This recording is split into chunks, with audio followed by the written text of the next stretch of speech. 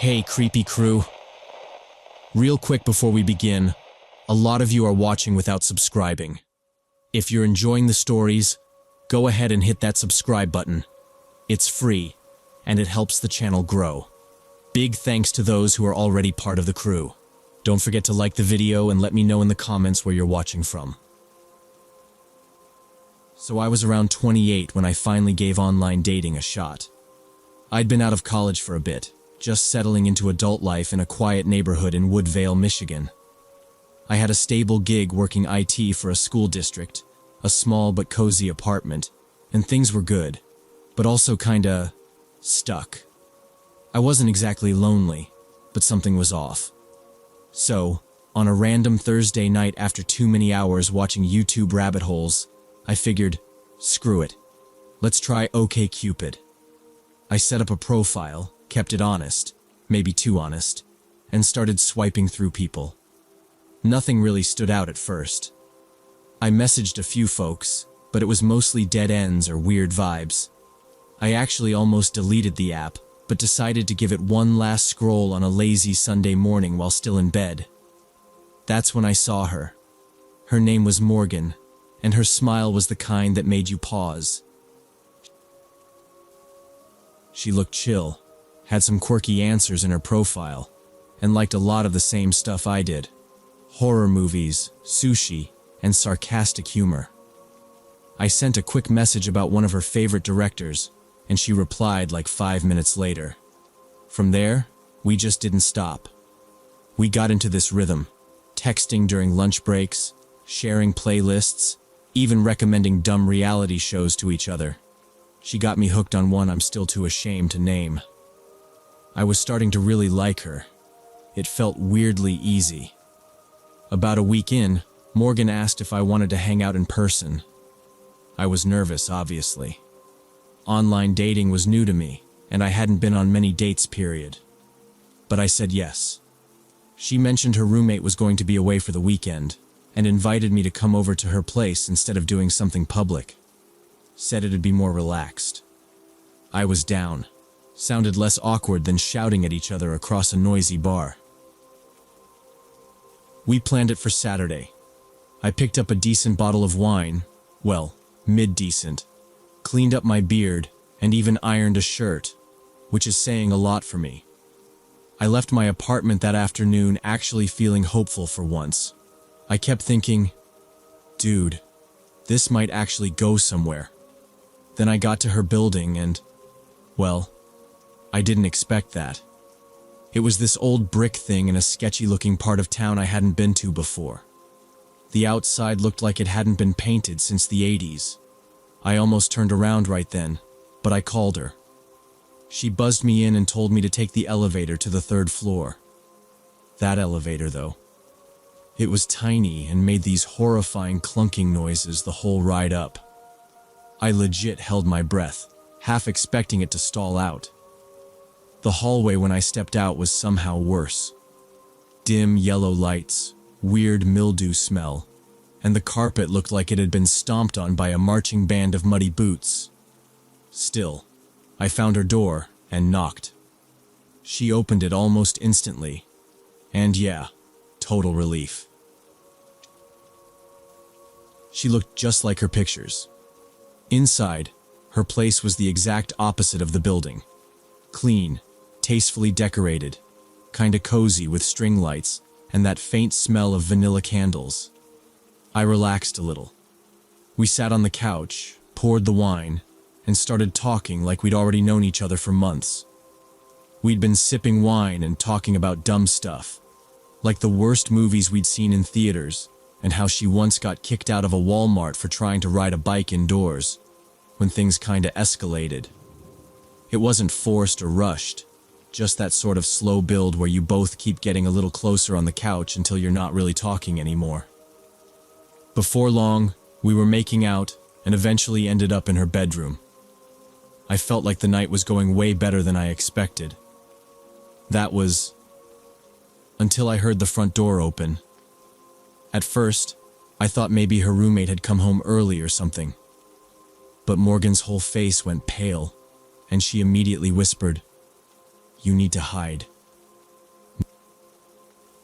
Now. My stomach dropped. I didn't ask questions. I just scrambled into her closet, which was already cramped with hanging sweaters and a pile of tote bags. I barely had space to move, wedged between her winter coat and what I think was a yoga mat. Then the guy walked in. I could only see slivers through the closet door, but I didn't need visuals to know this man was pissed. He stormed in, and she met him with that fake calm tone people use when they're trying to defuse a bomb. They started arguing immediately. Loud voices, overlapping words, slamming tones. I had no clue what was going on. He didn't mention me at all, so it wasn't about me. Yet. But something about how she was handling it made me think. This maybe wasn't her first time doing this. Meanwhile, I'm folded up like a pretzel, sweating bullets, trying not to sneeze or accidentally knock something over. I was scared shitless. Like, I didn't know this guy, but the way his voice kept rising, I had zero faith he'd react well if he found me half-dressed in his girlfriend's closet. Morgan tried to keep things calm, but he wasn't biting. He started yelling louder about some other issue. Money, maybe? Cheating?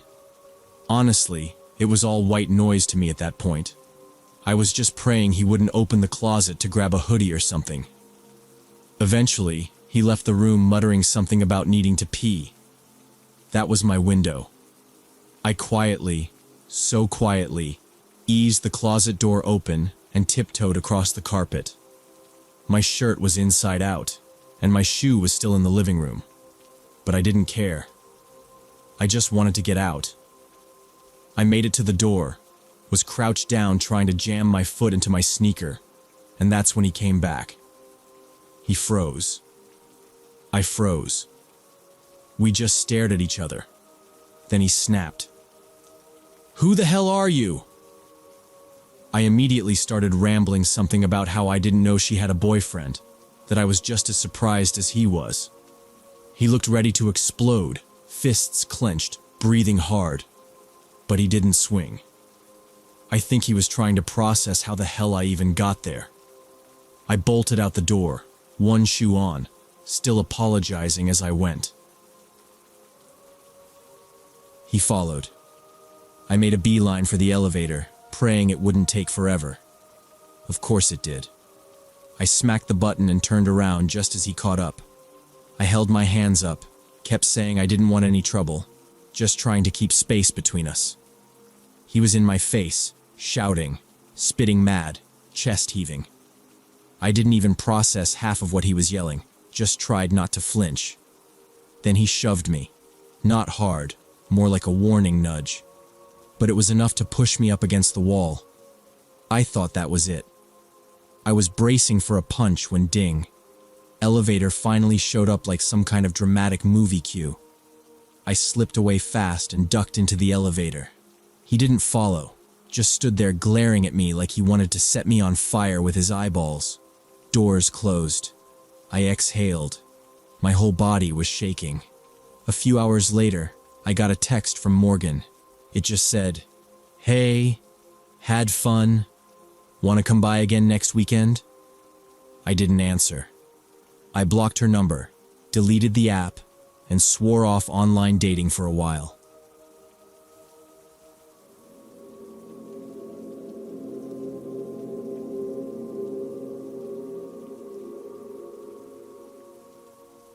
I was 22 when I went through probably the most chaotic breakup of my life. We'd been sharing a tiny apartment for half a year, thought we were going to go the distance, even had both our moms acting like in-laws already.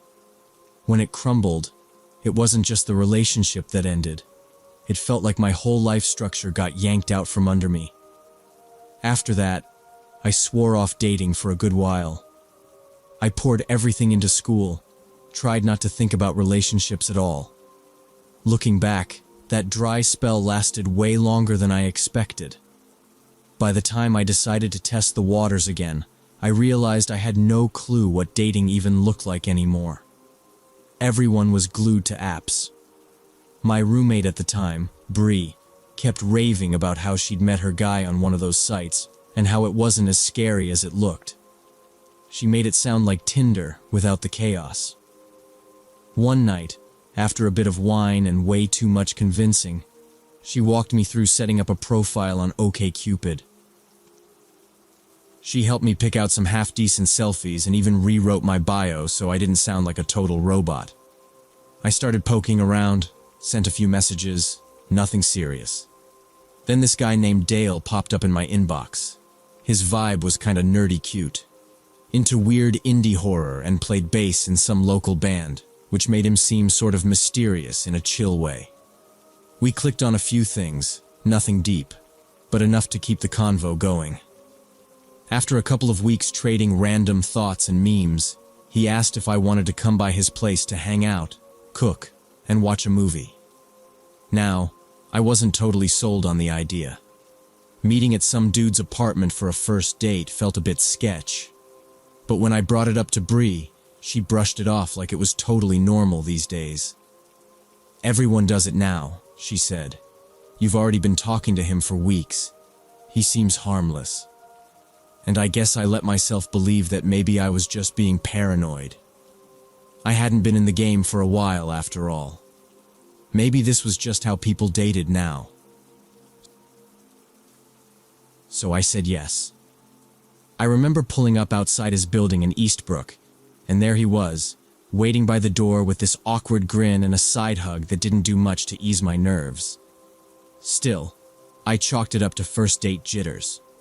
He showed me up to his place, talking about how he was excited to cook something special. Except, once we stepped inside, there was already takeout spread out on the counter. Thai, I think. Not gonna lie, I was confused. Why talk up your cooking skills if you're just gonna order pad CEW? But I didn't push it. We ate, made small talk. Kind of stiff, nothing flowed.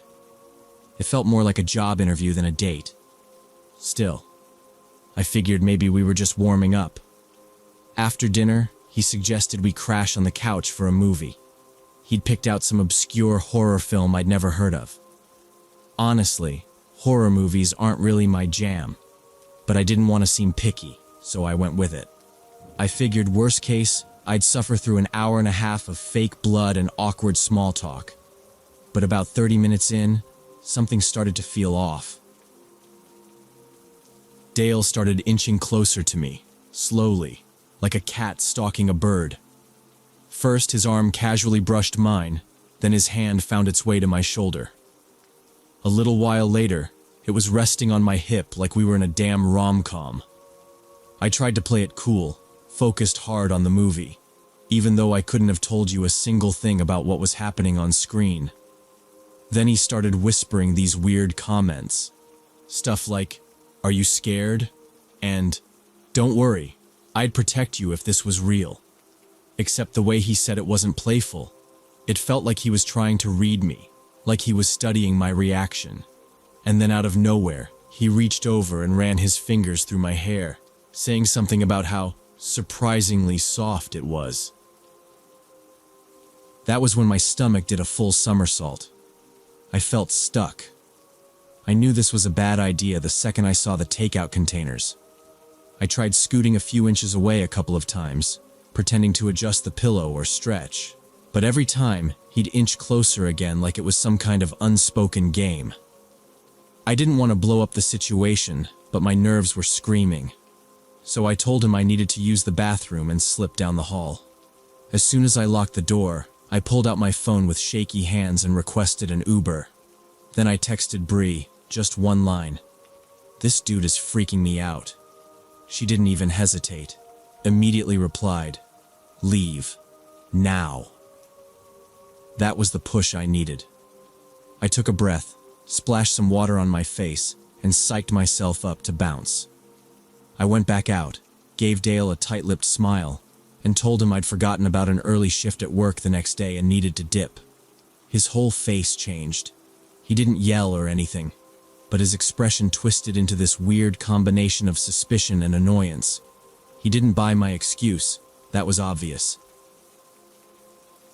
And instead of just saying, "Cool, have a good night," he stood up real fast and positioned himself right in front of the door. For half a second, I froze. I stayed calm, repeated that I had to go, and locked eyes with him like I wasn't going to play around. After what felt like an eternity, he finally shifted to the side. But not before giving me this glare, like I'd personally insulted him by leaving. My heart was racing. I grabbed my coat and started putting on my sneakers, but one of them flopped off as I stood. Didn't matter. I snatched it and shoved it in my bag. I opened the door and speed walked down the hall, fighting the urge to run. Once I hit the street, I crossed over and stood under a streetlight just to feel a little safer. A few minutes later, the Uber pulled up and I basically dove into the back seat. That ride home was a mix of relief and that gross, shaky adrenaline feeling you get after a scare. After that night, I noped out of dating for a solid half a year. No apps, no blind dates, nothing. Just me, my friends, and peace of mind. When I did eventually get back into the scene, I made one hard rule for myself. No first dates at someone's apartment. Ever. Again.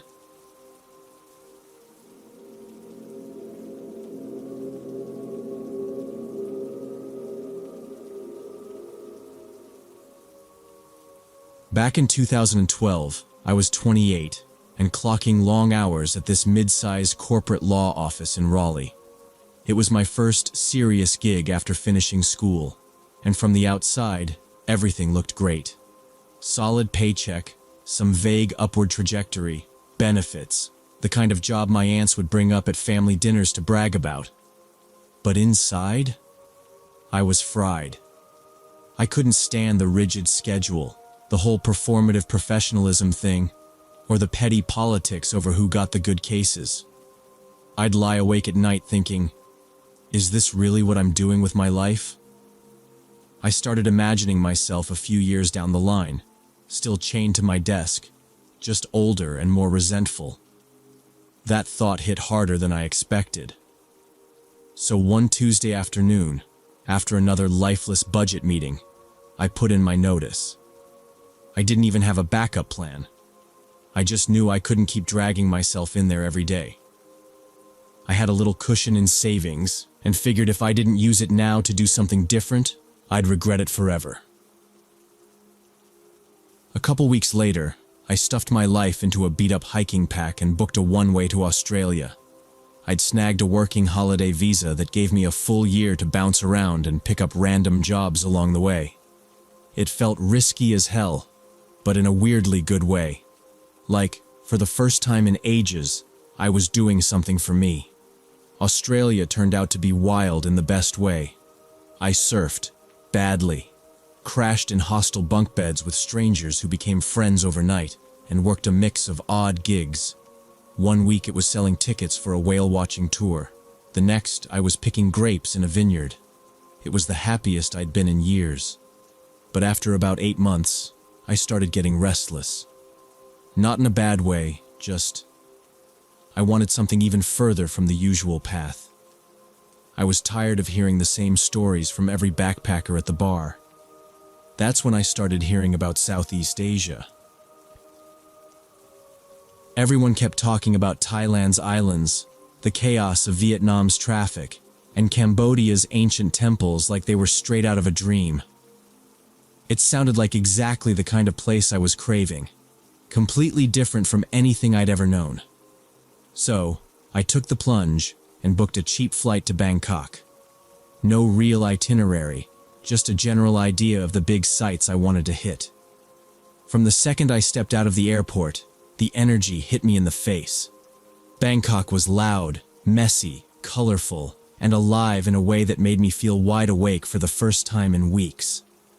After a few days of wandering, stuffing my face with street food, and dodging motorbikes, I ended up downloading Tinder. Not because I was desperately looking for anything, but mostly just to see what would happen. Traveling solo can get a little isolating sometimes, and I figured even a casual convo might be a fun way to break up the rhythm. That's how I came across Holly. She was from Manchester, a couple years younger than me, and had been in Thailand a bit longer than I had. We clicked instantly over shared sarcasm and a mutual hatred of mosquitoes. There was just something super chill about her. No pressure or weirdness. She asked if I wanted to grab a drink, and I figured, why not? We met up that night at this dim little rooftop bar hidden down an alley I'd never have found on my own. We talked for hours about everything from terrible hostel experiences to random childhood memories. We drank too much, laughed even more, and for the first time in a while, I felt like I was exactly where I was supposed to be. I remember this weird, floaty calm washing over me. Like for the first time in forever, I wasn't rushing anywhere or thinking 10 steps ahead, just soaking up the night and letting it happen. Holly and I hit a few spots around the neighborhood, hopping between dim-lit pubs and these funky outdoor stalls that sold booze in buckets. We were laughing way too loudly, sharing dumb travel stories, and getting pretty tipsy in the process. Okay, I was getting sloppy. She somehow stayed chill, like she'd done this a million times. Eventually, she leaned in and said her hotel was just around the block, and asked if I wanted to hang out there instead. It felt casual, no pressure. I shrugged and said sure. Figured we'd have another drink, maybe chill and chat until we both passed out. Nothing wild. But the second we got into that room, things felt off. It's hard to explain. I remember stepping inside. Small, plain room, weak air conditioning. Then things get hazy. Fast. Like someone turned down the brightness in my brain. I caught these fuzzy glimpses. Holly murmuring something to two dudes near the door, me slumped on the edge of the bed. Everything else just smudged into blackness. Next thing I knew, I jolted awake in my own hostel. My body was shaking, head pounding like I'd been run over. Mouth dry, stomach rolling, skin freezing 1 second and sweating the next. Classic hangover vibes, except worse. Like, something was wrong. My bag was tossed on the floor, and when I reached for my stuff, panic hit. No phone, no wallet. My pockets were empty. I had no clue how I'd even gotten back to my room. Honestly, I started wondering if I'd imagined the whole night. Dragged myself to the mirror and barely recognized the wreck staring back. I splashed water on my face, tried to breathe, but this cold sense of dread just sat in my chest. I couldn't shake the feeling that something had seriously gone sideways. I stumbled out and flagged down a tuk-tuk to the nearest hospital. I didn't want to be dramatic, but my gut said this was more than just a bad reaction to whiskey. After running some tests and asking a bunch of questions, the doctor gave me that look, like he'd seen it before, and said it was highly likely I'd been drugged. Probably something slipped into one of my drinks. That moment hit like a punch. I'd always heard stories about people getting drugged while traveling, but I guess I thought I was too careful for that. Or maybe just lucky. Turns out, nope. Things started to click. The blank spaces, the two random guys in Holly's room, the way I'd just shut down. It made me feel sick all over again. After I got discharged, I went straight to the police to file a report. They were polite, but clearly not shocked. The officer I spoke to explained that it's a common setup in that part of the city. Tourists being targeted by locals or even other travelers posing as friendly hookups. They go after people who seem like they've got money, or at least something worth taking. With no phone and no clear memory, I didn't have much to give them. Not even a photo of Holly. Just a first name I was now sure wasn't even real. I spent the next couple of days in this daze, trying to trace the night in my head like putting together a shredded puzzle. Little bits started resurfacing. Sitting in her room, dizzy, her voice speaking in low tones to the guys. One of them pacing, the other leaning against the wall. I remember feeling like I was underwater. Then, nothing. I still have no idea what their full plan was, or how I managed to get out. Maybe they dumped me in a cab. Maybe someone found me and helped. I'll never know. All I knew was I was broke, shaken, and lucky it hadn't ended worse. By the third day, I couldn't take it anymore. I'd come to Southeast Asia chasing some kind of soul-searching moment, and instead ended up blindsided. I pulled out my emergency card, booked a flight, and told myself I'd regroup once I was home.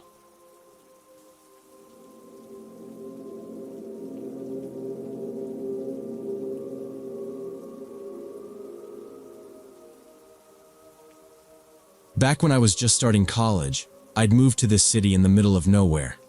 Kind of a sleepy place, but still bigger than where I grew up. I didn't know a single soul when I got there. Seriously, everything felt brand new. Unfamiliar streets, weird bus routes, classrooms full of strangers. For once, I felt like I had this blank slate. Like I could press reset on my whole personality if I wanted to. No baggage, no history. Just me figuring stuff out as I went. A few weeks in, I managed to connect with a small group of people from my dorm. We'd meet up for meals, study in the same spots, even go grab coffee when classes weren't too intense. One girl from the group, Leah, was super extroverted and always chatting with new people. She kind of had this way of knowing everyone without even trying. One afternoon while we were all hanging around, she introduced me to this guy named Trevor. It didn't take a genius to realize she was doing the whole matchmaker thing, throwing us together like it was subtle when it totally wasn't. She kept mentioning random shared interests, clearly hinting that we should see what happens. I wasn't against it. I mean, I'd only just gotten here, and I figured it wouldn't hurt to give someone a chance.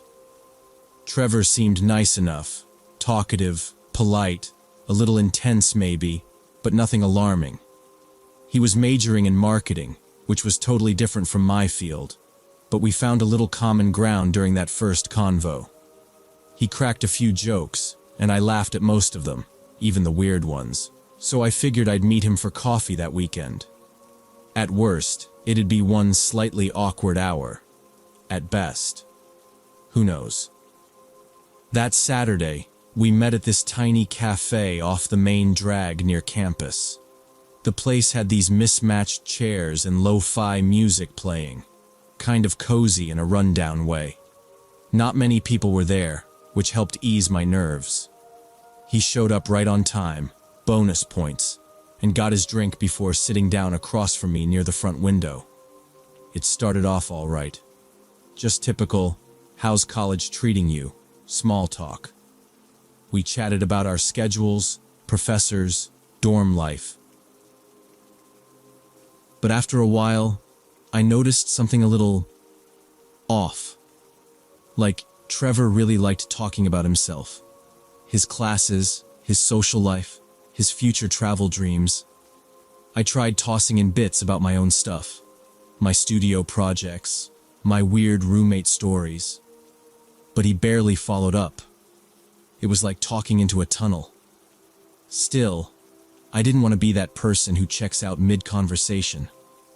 I kept nodding, adding the occasional, "Oh, cool." But deep down, I was already writing off the whole thing. He wasn't rude or anything, just kind of self-absorbed. After about an hour, we wrapped up. I smiled, said it was nice meeting him, and we went our separate ways. Walking back, I felt weirdly drained. Later that evening, Leah called to ask how it went. So when Leah called to ask how it went, I didn't sugarcoat it. I just told her straight up that I didn't feel a spark, and it didn't seem like there was anything real there. She sighed and said something like, "Yeah, I kinda got that vibe too." She wasn't mad or anything, just a little bummed, probably because her matchmaking attempt fizzled out. She promised not to press the issue again, and I figured that was that. Case closed. except, nope. The very next day, Leah called again, but this time her tone was totally different. Tight voice, kind of shaky, like she'd just gotten off a weird phone call. My first thought? Trevor must have taken the whole not interested thing way worse than I expected. She said she had mentioned to him, pretty gently apparently, that I wasn't feeling it. And that's when he flipped. Like, properly lost it. He started ranting, calling me stuck up and fake nice, and apparently made some super nasty comments that honestly caught her off guard. She told me to stay away from him for a while, which definitely made my stomach drop. I tried to stay chill about it, thinking he'd get over it eventually. Just avoid eye contact, steer clear of his usual haunts, that kind of thing. But every time I saw him from a distance, and I did, more often than I liked, there was this weird tension, like my whole body knew something wasn't right. He never tried to talk to me or anything, but I swear, every time he was nearby, it was like the air got colder. For a couple weeks, I rerouted my walks to class just to be safe. I'd cross through the parking lot behind the admin building or loop through the long greenhouse path, even though it added 10 minutes. I was just hoping he'd get bored or find someone else to obsess over. Then one night, I had this media theory seminar that ran late. It ended around 9:15, and by the time I was walking back, the campus was practically a ghost town. I was taking a shortcut past the art annex, where the lampposts are weirdly spaced and flicker sometimes, and as I rounded this blind curve, I suddenly saw him, just standing there like a statue in the dark. He was maybe 10 feet away, and immediately I knew something was wrong. Like, something deep in his expression was just off. He wasn't just mad, he looked completely unhinged. His eyes were locked onto me, and his fists were clenched like he'd been standing there waiting for me. He started yelling almost instantly, accusing me of thinking I was better than him, that I'd led him on, that I was a liar. I stayed still at first, tried to stay calm, not escalate it. I was half hoping someone would walk by or a campus patrol car would roll past, but nope, no such luck. Then he stepped forward. Not fast, but like he was trying to corner me in this weird emotional chess game. I backed up, keeping my hands visible, saying something like, "I think you need to cool off." But that just set him off more. His voice got louder, and before I knew it, he was way too close, full on yelling in my face. I could feel spit hit my cheek. That was it. I bolted. I turned and sprinted the way I came, cutting through a patch of hedges and across the lawn toward the old science building. I didn't stop to check if he was chasing me. I didn't want to know. I only slowed down once I reached the dorm parking lot, where I knew there were cameras and lights, and more importantly, people. As soon as I got back to my room, I slammed the door and locked it, hands still shaking. I called campus security and told them everything. They said they'd keep an eye out and thanked me for reporting it, but that night I didn't hear anything else. I barely slept. Thankfully, nothing else happened with Trevor after that. Maybe someone talked to him, or maybe he realized he'd gone too far. Either way, he vanished from my orbit, and the tension slowly faded. Leah and some of the others in our group distanced themselves from him too. Not in a big dramatic way, but gradually. She claimed it wasn't just because of the incident, but I think we all knew it totally was. They had my back through the whole thing, and even now, I'm still grateful they didn't pretend like it wasn't a big deal.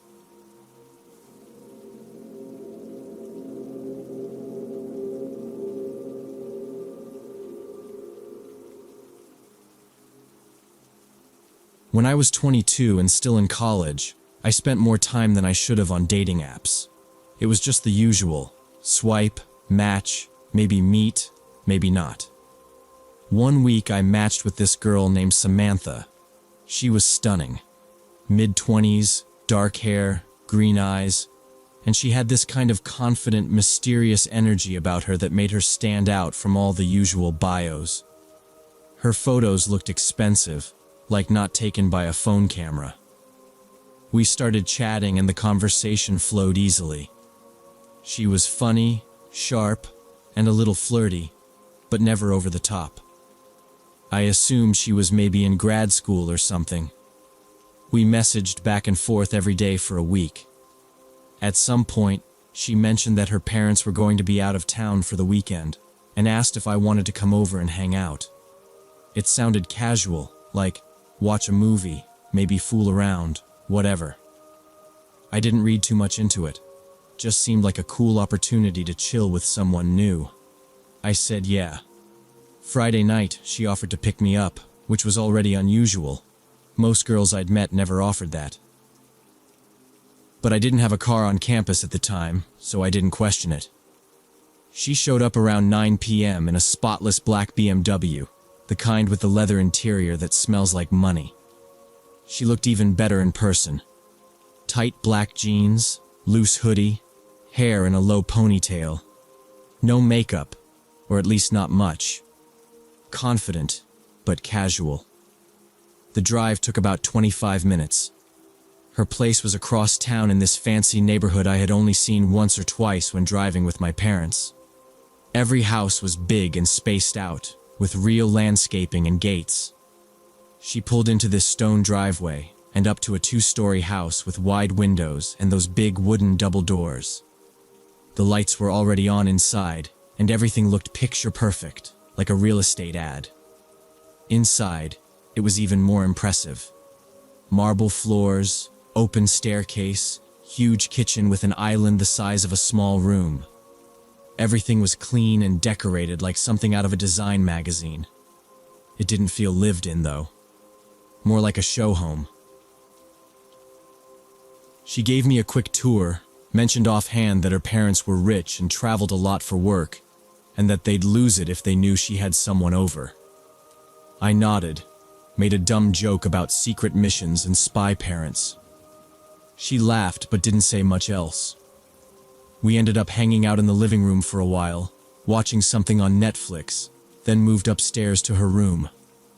It was way cleaner than any college student's room I'd seen, with neatly folded blankets, books stacked just right, no clutter at all. We talked, messed around, and eventually crashed around 2 a.m. Somewhere around then, things started to feel just slightly off. Nothing dramatic, just little things. She kept checking her phone, like constantly. Not scrolling, just lighting it up, glancing, locking it again. She said something like, "They're flying back Sunday night," when I asked about her parents again. But she didn't sound totally sure of it. I brushed it off. Around 4 a.m., I woke up because she got out of bed. I figured maybe she was going to the bathroom, but she didn't come back right away. After maybe 10 minutes, I peeked out into the hallway. The upstairs was quiet, lights off. I went back to bed. When she finally came back like 20 minutes later, she looked startled to see I was still awake. I said, "You good?" She nodded too fast and said, "Yeah. Just got a weird text from my brother. He might stop by tomorrow, but he probably won't." Then she got in bed and turned away from me. The next morning I woke up to the smell of coffee. She was downstairs making breakfast, eggs, toast, fruit in a ceramic bowl. I was surprised, honestly. Felt kind of domestic for someone I just met. I asked again if she was sure I should stick around, and she kind of brushed it off with, No, we've got time. Relax.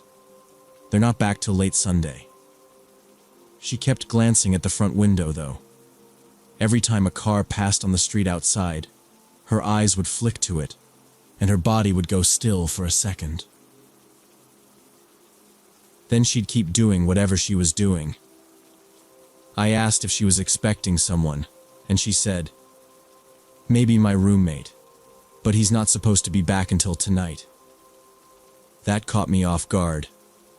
Roommate? She'd said her parents lived here. I thought maybe she meant a sibling. I asked, "Wait, your brother or your roommate?"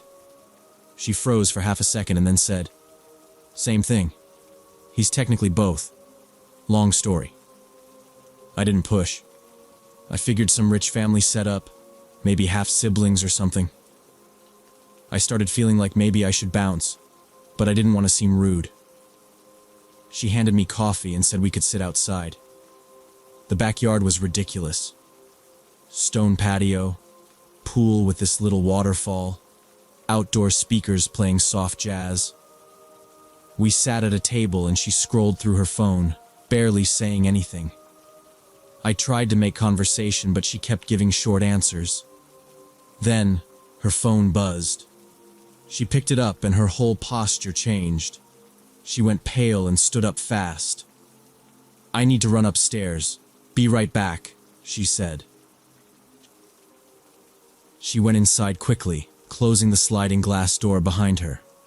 I stayed seated outside. 10 minutes passed, then 15. I looked through the glass and couldn't see her anywhere.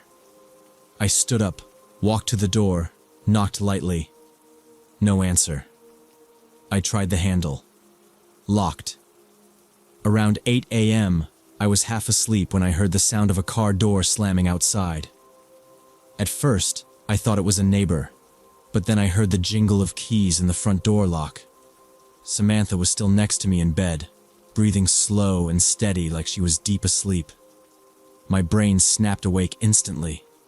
My first thought was her parents had come home early. I grabbed my phone, jeans, and shirt from the floor in a rush, trying to make no sound.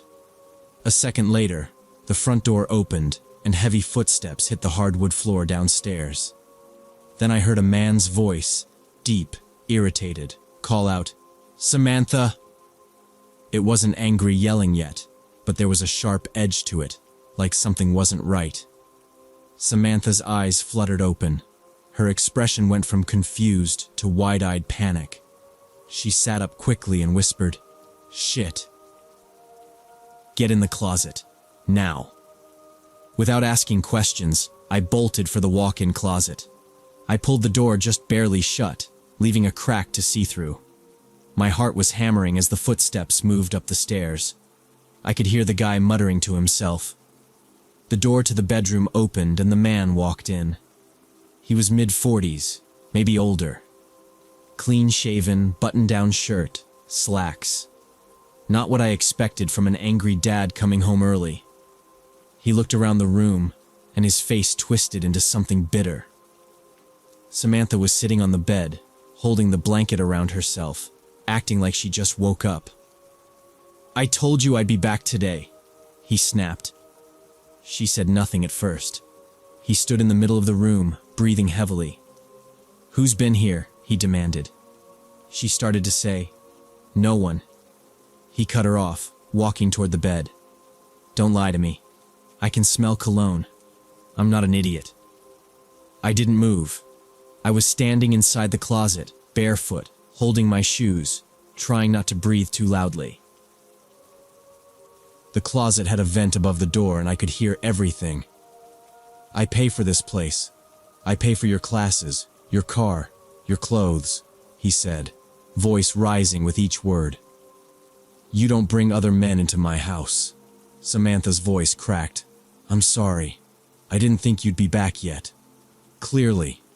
The way she said sorry and the way he talked about ownership didn't sound like a father and daughter. It clicked fast. He wasn't her dad.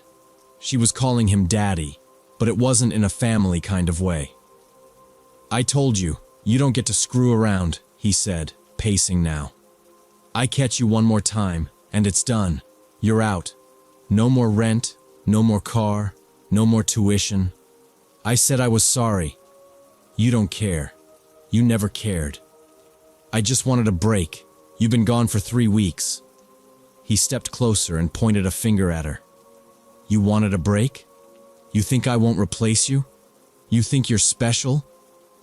He kept going. I stayed frozen in the dark. My plan at that point was to wait until he left and sneak out later. But then he said he was going to take a shower and walk toward the bathroom attached to the bedroom. Once the water started running, I took that as my one shot. I opened the closet door slowly and crept out, crouching low. I had to get out of that house fast, but without making noise. I made it to the doorway of the bedroom and turned to look back one last time. Samantha had been watching me the whole time. Her face went pale, like pure fear. Not surprise. Fear. She mouthed go, but didn't say anything. I could tell from the way she was frozen in place that she wasn't in control of the situation at all. I bolted. No thinking, just full adrenaline. I sprinted down the stairs, barefoot, one shoe still in my hand. I yanked open the front door and was about to step outside when I heard the bathroom door slam open behind me. "What the hell?" he screamed from the top of the stairs. I didn't look back. I ran. But I could hear him stomping down the stairs, his wet feet slapping against the wood. I could hear the towel flapping around him, and I heard him scream, "You little punk. You break into my house, you're done." I hit the sidewalk and just kept running. This man, in his 40s, in nothing but a towel, was chasing me down the block, screaming that he was going to call the cops, that I was a thief, a trespasser, that he was going to press charges. I didn't slow down. I didn't stop until I was 6 blocks away, ducked behind a dumpster behind some pharmacy, panting so hard I thought I was going to puke. I checked my phone. 4 missed calls from an unknown number, 2 texts from Samantha. The first one said, "I'm so sorry." The second said, "Are you okay? Come back and I'll explain." I didn't answer. I called an Uber, still barefoot, still clutching my one shoe. When it pulled up, I got in and told the driver to take me back to campus, fast. Later that day, she texted me again. This time, like nothing happened. "Hey, wanna hang again tonight?" I blocked the number without replying. I never told anyone at the time. I was too embarrassed. But that morning taught me something I won't forget. Not every house party is what it seems. Not every beautiful girl is just looking for fun, and sometimes the real danger isn't what you expect. It's who's paying for the house.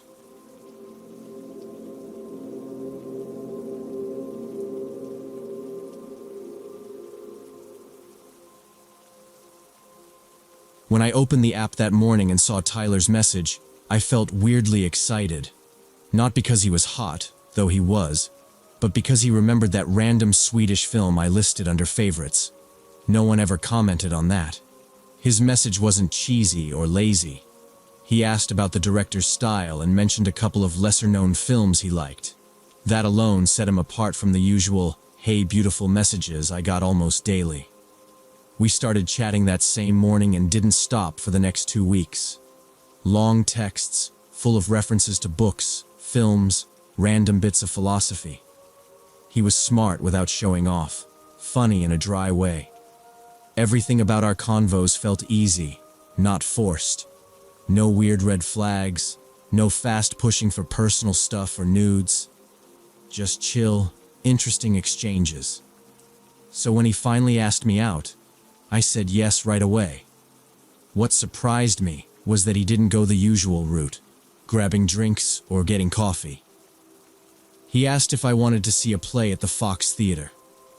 I'd been in Atlanta almost a year and hadn't even been there yet. He said it was something his mom used to take him to when he was a kid. It felt grown up. He handled everything, bought the tickets, made a dinner reservation at some French place nearby. That Friday, he picked me up outside my apartment in this charcoal-colored BMW. Clean inside, smelled like cedar or some fancy cologne. He stepped out to open the passenger door. Button-down shirt, nice watch, and clean sneakers. Not overdressed, not trying too hard, just put together. Dinner was good. Not amazing food, but solid. I had salmon. He had duck. The conversation didn't dip once. We talked about film scores, growing up with siblings, favorite places to disappear for a weekend. He mentioned his job in finance, some firm downtown. I didn't catch all the details, but he didn't sound like he hated it. He said the hours sucked, but he liked working with numbers. The play started at 8, so after dinner we walked the 2 blocks to the theater. It was cool out, just enough breeze to justify wearing my jacket. The show was all right. I forgot half the plot already, but I remember watching his face more than the stage. He leaned forward at the right parts, laughed a few times. No phone, no fidgeting. Just there. Afterward, he walked me back to the car and asked if I was tired or if I was up for a quick detour. I figured he meant late-night food or something, but he said he forgot a second set of keys at home. Said he needed them for the morning since his cleaner was coming and he didn't want her locked out. His place was about 20 minutes away, north of the city. Nice suburb, he said. Trees, quiet streets, no traffic this late. I shrugged and said sure. It was only 10:30. He offered to drop me off right after. The drive started fine. Soft music playing, not too loud. But then he started asking these kind of deep, forward questions. Like, are you close with your parents? And do you want kids someday? I tried to keep it light. Said I hadn't really thought that far ahead. He nodded and asked where I saw myself in 5 years. I laughed and said that sounded like a job interview question. He didn't laugh back, just said, I think it's good to know early what someone wants. It didn't feel creepy, just intense. He talked a bit about his family too, said they were really close, that they lived just a few minutes from his house and had Sunday dinners together. He said, I told them I was going out with someone tonight who seemed different. I asked, kind of joking, different good or different bad? He smiled but didn't answer. Then he changed the subject to music. He asked if I liked older rock, mentioned some album I hadn't heard of. I just nodded along, suddenly aware we were on a 2-lane road with no streetlights. Not creepy, just unfamiliar. The kind of roads where you couldn't really see the houses unless their porch lights were on. He took a right turn into this winding neighborhood. Trees everywhere, wide lawns, big houses spaced far apart. Most had gates or high hedges, definitely upscale. I was looking out the window, trying to read house numbers or street names, but it was too dark. He said his house was near the back of the neighborhood, by the creek. The street sloped downward slightly and curved a lot. I started thinking it'd take a while to walk back to the main road if something went wrong. Not that I thought anything would, but I noticed how far apart the houses were, how quiet everything was. We finally pulled into a driveway. His house was a 2-story white brick place with black shutters. Garage on the left side. No lights on inside, just a faint orange glow from a porch bulb. He parked, turned the car off and said, shouldn't take more than a second. You can wait here, or come in if you want. I almost said I'd stay, but then I figured maybe I needed the bathroom. So I said I'd come inside for a minute. He unlocked the door and stepped in first. The place was clean. Cold though, like the AC had been on all day. Open-plan kitchen to the left, couch and TV to the right. Dark wood floors, minimal decor, no photos on the walls that I could see. Keys are upstairs, he said. Bathrooms down the hall on your right. I nodded and headed toward the hallway. There were 3 doors, one open with a washer and dryer inside, one closed, and the bathroom across from it. I went in, locked the door, and turned on the light. Clean, again. Nothing weird. I washed my hands even though I hadn't used the toilet, just to give myself a reason to be in there a minute longer. When I opened the door again, the hallway was darker than before. The light I thought had been on by the stairwell was now off. I looked toward the living room, expecting to see him coming down the stairs. But it was quiet. Then I heard something upstairs. Not footsteps exactly. Just the sound of something shifting, like furniture scraping the floor. When we pulled into the driveway, I noticed right away that something was off. There were several cars parked along the curb and in the driveway, more than just a couple guests. Every window on the first floor was lit up, and I could hear faint music through the closed windows. Tyler turned off the engine but didn't get out right away. He looked over at me with this almost jittery excitement and said, "They're going to love you. This is going to be perfect." His hands gripped the steering wheel like he was bracing himself. I asked, "Who's going to love me?" trying to keep my voice calm. He said, casual as anything, "Just a small family thing, nothing crazy." The moment we walked up the steps, I could hear people laughing and talking inside. The door opened before we even knocked. A woman I assumed was his mother threw her arms around me and said, "We've been waiting for you." People inside started clapping. Clapping. I was standing in the foyer, still holding my bag, and at least 15 people were spread out across the living room and kitchen, all turning to look at me. Some raised their glasses. Someone whistled. Tyler's mom grabbed my hands and stared at me with glassy eyes. "We're so happy to finally meet our future daughter-in-law," she said. I stood there frozen, half smiling, trying to process what was happening.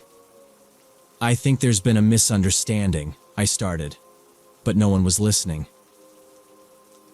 They were taking my coat, handing me a glass of wine, motioning me into the living room.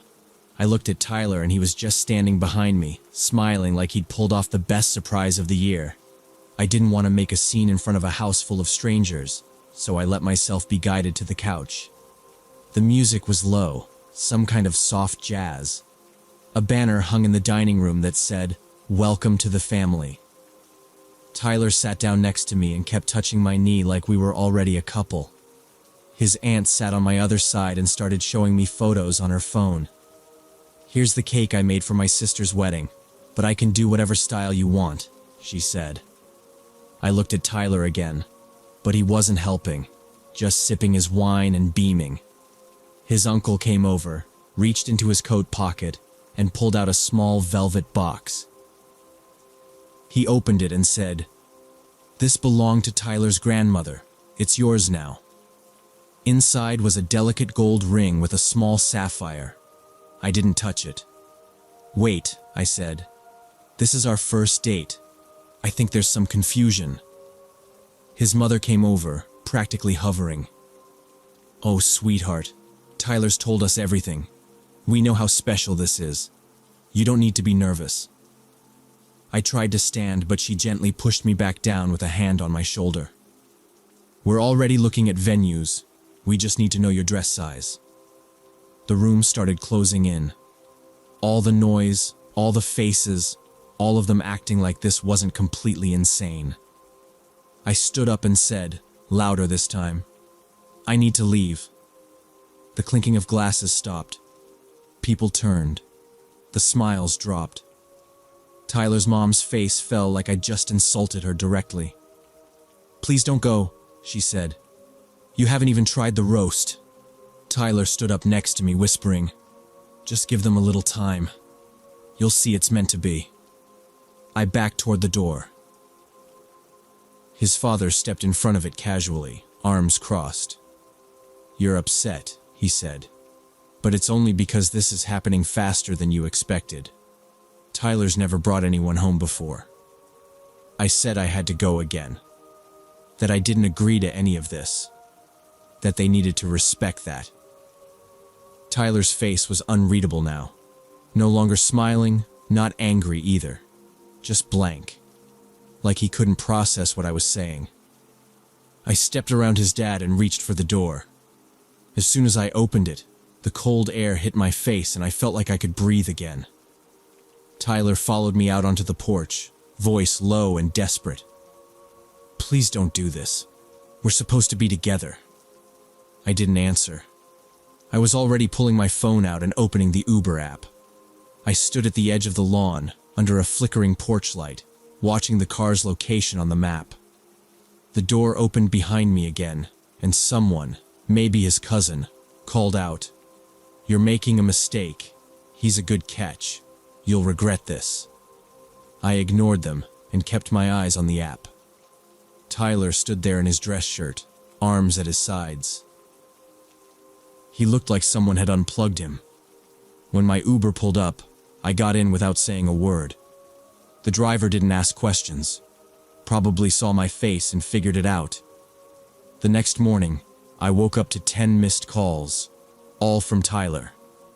There were also 3 DMs on Instagram, 2 Facebook friend requests from random family members, and 1 long email titled, "Please read this."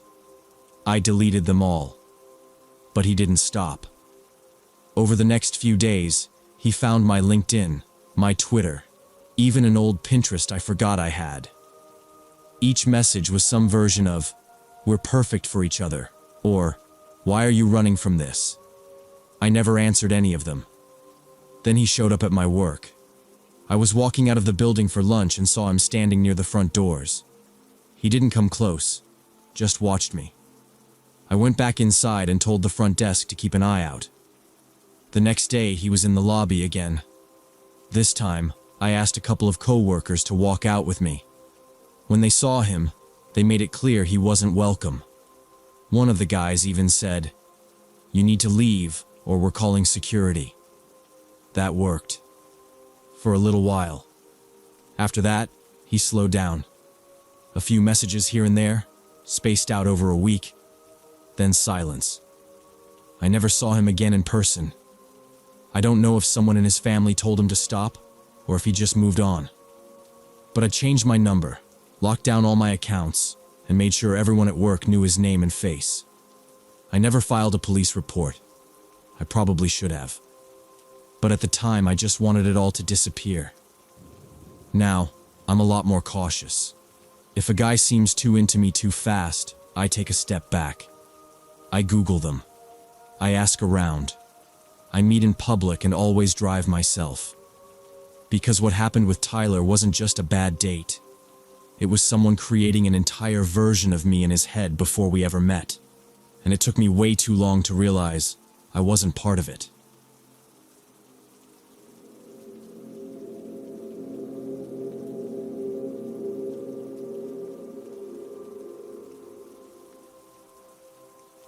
So when I was 18 and a freshman in college, I was pretty clueless about dating. I had crushes before, but nothing serious ever happened. This guy Brandon from my psych class started talking to me a few weeks into the semester. He wasn't loud like the other guys, or trying too hard to impress anyone. He was quiet, helpful, always had his notes organized, and somehow always ended up sitting next to me. I didn't think much of it at first. Just figured he liked having someone to talk to during boring lectures. One day I missed class because I overslept, and he emailed me the notes without me even asking. After that, I started seeing him differently. He'd wait for me before class, save me a seat, ask if I was doing okay with the coursework. Seemed harmless. In a place full of loud, drunk dudes in sweatpants, Brandon stood out just by being normal. After a few weeks of this, he asked me if I wanted to grab dinner with him.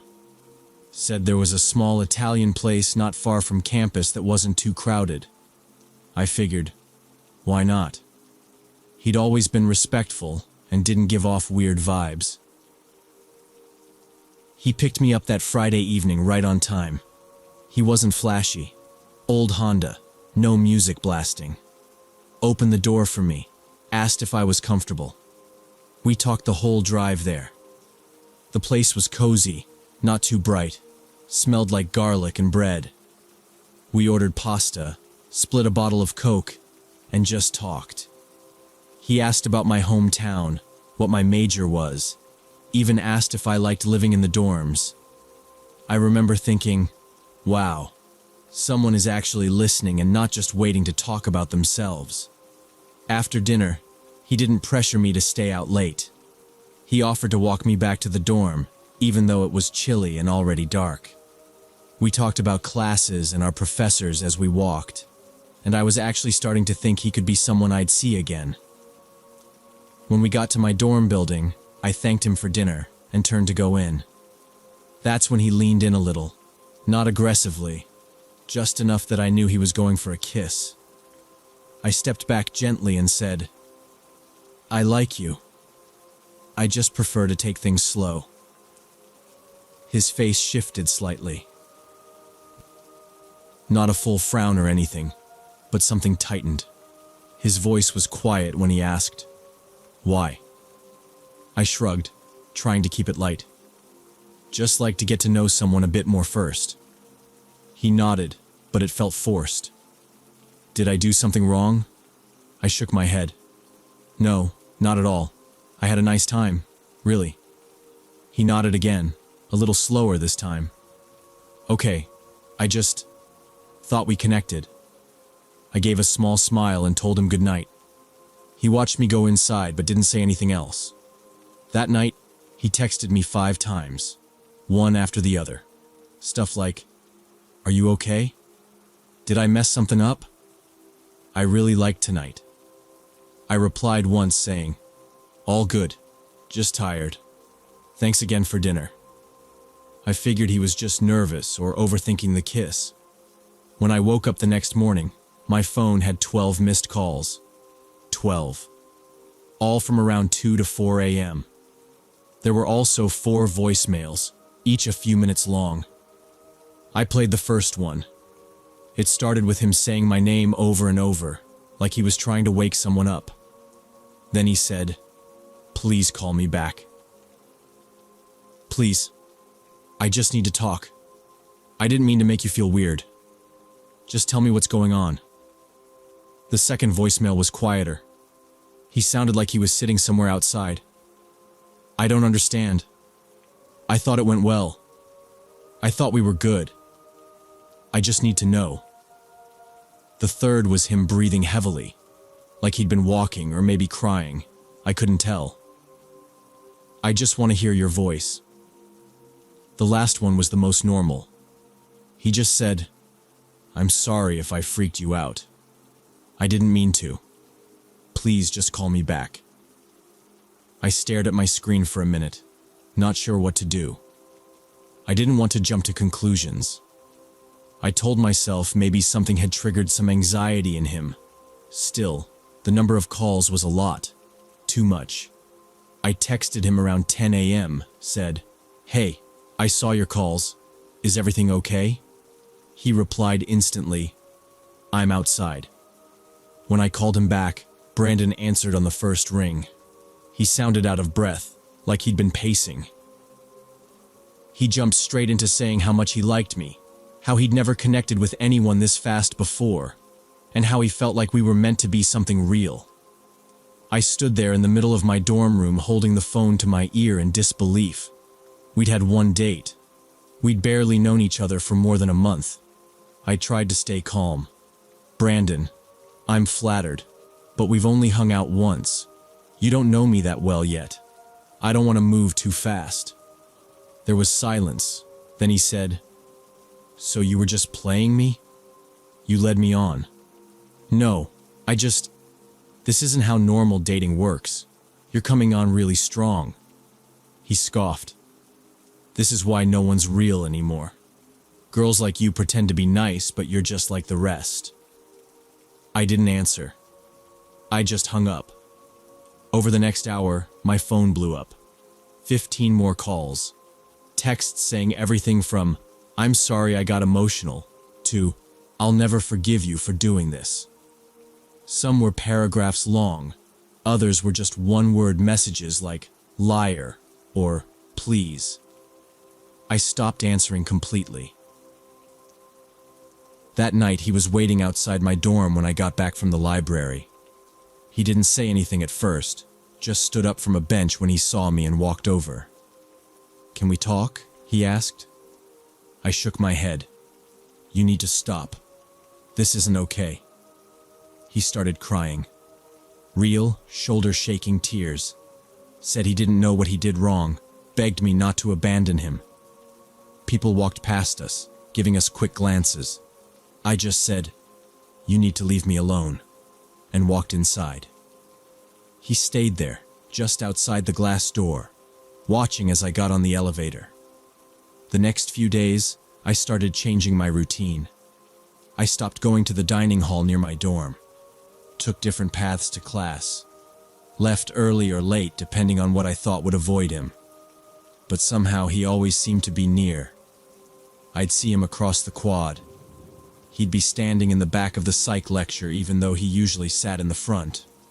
Once, he was standing outside the building right as I was leaving and just nodded like he'd been expecting me.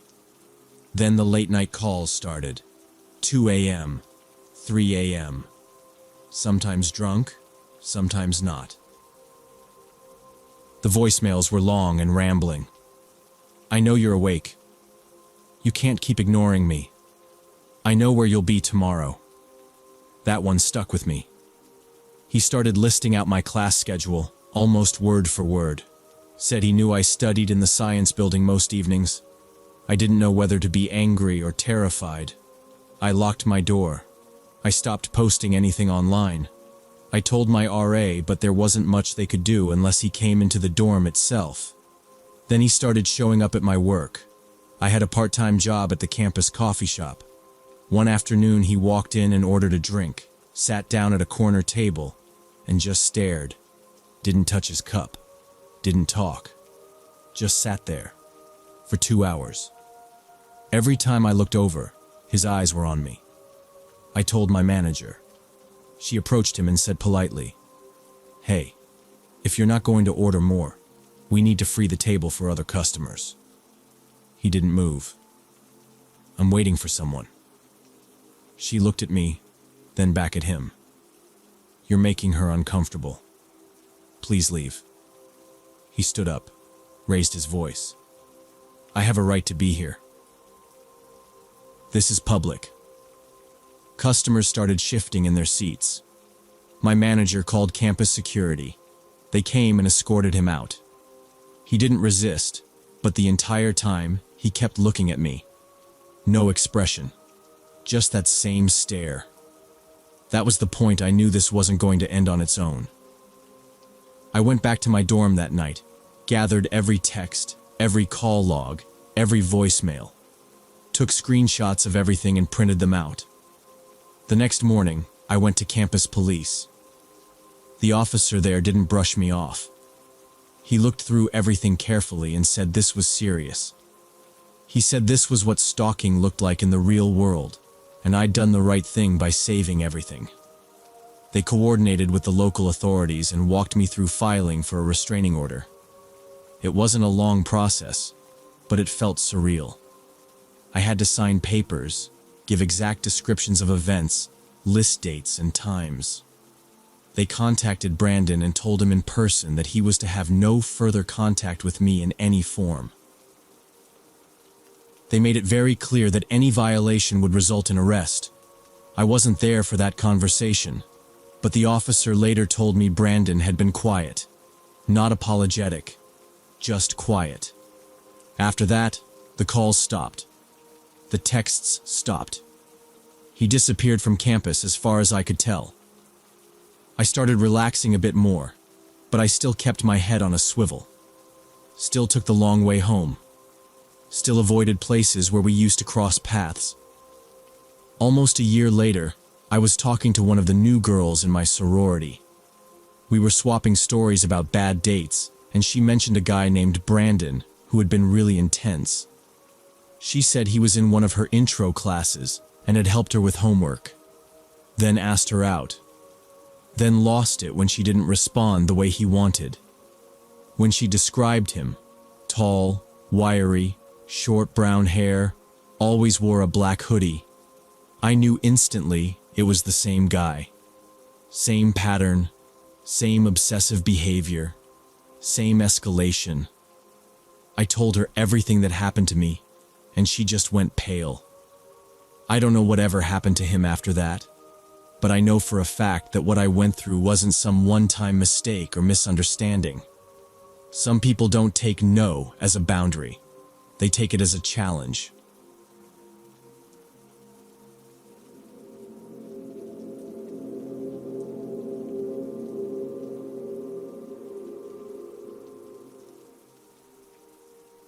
So when I was 20 and still in college, I decided to try online dating for the first time. My roommate had been raving about it for months. She met a guy she really liked, and they were already planning weekend trips. I figured I'd give it a shot, mostly out of curiosity. I downloaded one of those big apps, uploaded a few pictures from spring break and some hiking trips, and filled out a basic profile. I didn't expect much. But within a few days, I matched with a guy named Kevin. He seemed harmless enough.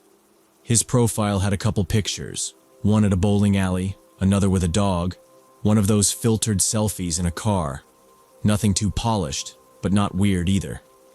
He said he was 23, worked at a local department store, liked older movies and indie bands, and had recently moved to my town from a bigger city. Our messages weren't super exciting, but he seemed normal. We talked about music, favorite foods, and how boring our weekdays were. After about 5 days, he asked if I wanted to grab a coffee, and I said sure. We picked a small cafe on Main Street that I knew well. It was a 15-minute walk from my dorm, and always busy enough that I'd feel safe. We agreed to meet Saturday at noon. That morning, I got ready slowly, didn't stress much. I wore jeans, a light sweater, and a small shoulder bag. Kept it casual. I left the dorm around 11:45, walked through the neighborhood, and reached the cafe a couple minutes early. It was a sunny day, not too hot. I grabbed a seat near the window and waited. I figured he might be 5 or 10 minutes late, so I just scrolled my phone. 15 minutes passed, then 20. At 25, I considered just walking out. But right around the 30-minute mark, someone came through the door, scanning the tables. It was Kevin, or someone claiming to be. He looked almost nothing like his photos. Same general face, but heavier, tired-looking, eyes darting around. His hoodie was stained, and he looked like he hadn't slept. Sweat was pouring down his forehead, even though it was barely 65 degrees outside. His hands twitched when he pulled his phone from his pocket. Still, I stood up, gave a small wave, and he walked over. We exchanged a quick, "Hey," and he sat down across from me. He didn't apologize for being late. Instead, he just asked if I'd ordered yet. I said no, and he got up, walked to the counter, and ordered a black coffee. No pastries, no food, just coffee. I noticed his hands trembled while he paid. When he came back, he kept glancing toward the front entrance like he was waiting for someone, or trying to avoid someone. He finally muttered, "Sorry, traffic was stupid." I nodded, trying not to make it awkward. We made a little small talk. I asked about work. He said the store was understaffed and he was doing a lot of overtime. Then he just stopped talking for a while, staring out the window, holding his cup but not drinking. I asked if everything was okay, and he snapped out of it, saying yeah, just tired. His phone buzzed twice. He pulled it out, checked the screen quickly, and put it face down on the table. Less than a minute later, it buzzed again. This time he picked it up, read something, and typed a short reply while hunched over. I was about to say something, maybe suggest rescheduling, but he looked up suddenly and forced a smile. "You said you liked hiking, right?" he asked. I said yeah, and he started rambling about some state park 2 towns over. He was talking too fast, like he was trying to distract me or keep my attention off something else. Then his phone buzzed again. He didn't pick it up that time, just glanced at it and then looked toward the door. I turned around too, but didn't see anything unusual. A couple came in, holding hands, laughing. The barista was cleaning the counter. Outside, cars passed like normal. He leaned forward a bit. "Hey, you ever get a weird vibe from people on here?" he asked, lowering his voice. I nodded slowly and said, "Sometimes, yeah." He gave a short laugh, like he was trying to play something off. Then he said, "I had this one girl, kept asking where I lived, what my work hours were. Just got a bad feeling. I didn't say anything. I just sipped my drink. We sat in silence again. He finally took a sip of his coffee, then immediately winced, like it burned his tongue. Another buzz. This time, he grabbed the phone, read the screen longer than before, then stood up suddenly. "Hey, I gotta make a quick call," he said, walking outside without waiting for my response. I watched him step to the edge of the sidewalk, pacing a little with the phone pressed to his ear. His back was to me, but he kept looking over his shoulder. He was talking fast, hand waving around. A car pulled up across the street, black sedan, tinted windows. It idled for a minute, then rolled down the passenger window. I couldn't see who was inside, but Kevin turned toward it immediately. He was still holding his phone, nodding quickly, saying something to the person in the car. Then he stepped off the curb like he was going to cross the street. But halfway there, he turned around and looked straight at me through the window. Not waving, not smiling, just staring. His phone still pressed to his ear. Then he turned back, walked over to the car, leaned in the window, said something, and stood there, not getting in, just waiting. That's when 3 men in dark suits walked into the cafe and started scanning the room. They didn't hesitate or look around for long. Their eyes locked on Kevin instantly. The moment he saw them, he froze. His mouth opened slightly like he was about to say something, but no sound came out. Then he dropped his coffee cup. It smashed on the tile floor, sending ceramic pieces and brown liquid in all directions.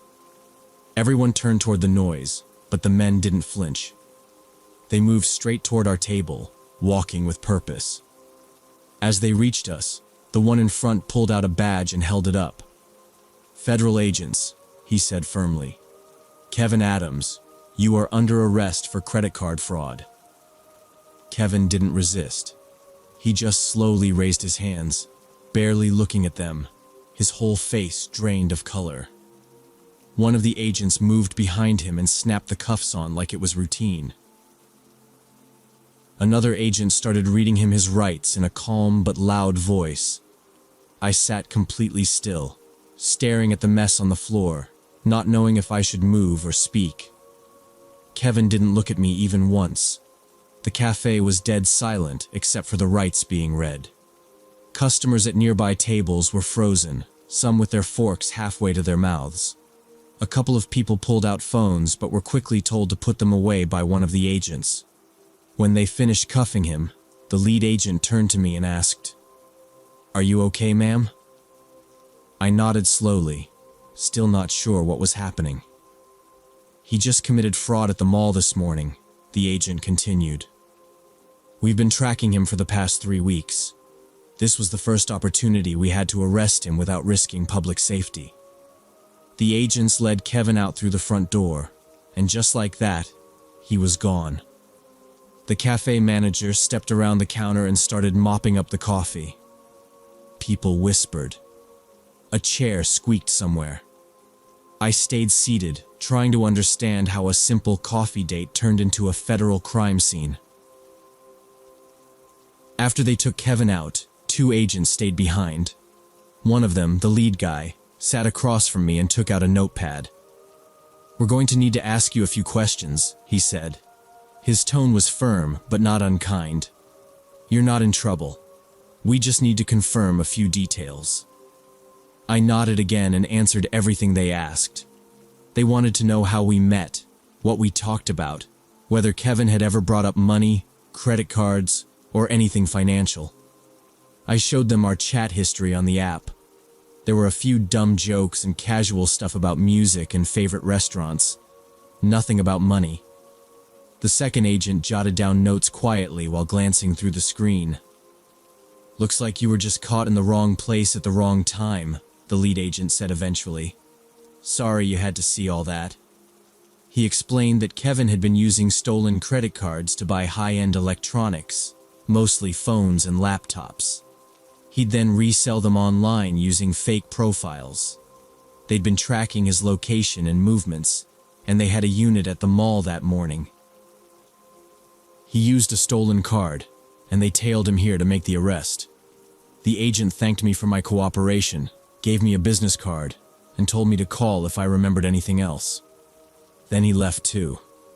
I looked around. The staff and customers had mostly returned to normal, eating, typing on laptops, talking. But every now and then someone would glance at me, like I was part of some weird sideshow. The cafe manager came over and said, "Your drink's on the house today. Let me know if you need anything." I thanked him. He hesitated, then said, "You want me to call someone?" I realized I didn't want to walk back alone, so I called my roommate. She showed up 10 minutes later, barely said a word until we were 2 blocks away. Then she stopped walking and just said, "What the hell happened?" I told her everything, and she just stared at me for a second, then said, "That's it. No more online dates unless I'm sitting 3 tables away with a taser." We both laughed, but it didn't feel funny yet. For days, I kept thinking about it. What if I had met him somewhere more private? What if they hadn't caught him? But eventually, I let it go. I figured it was just a horrible fluke. I even deleted the app for a while. But then, maybe 3 or 4 weeks later, I reinstalled it. I told myself I just had to be more careful. That's when I matched with Ryan. He was 29, worked in IT, and looked like a decent guy.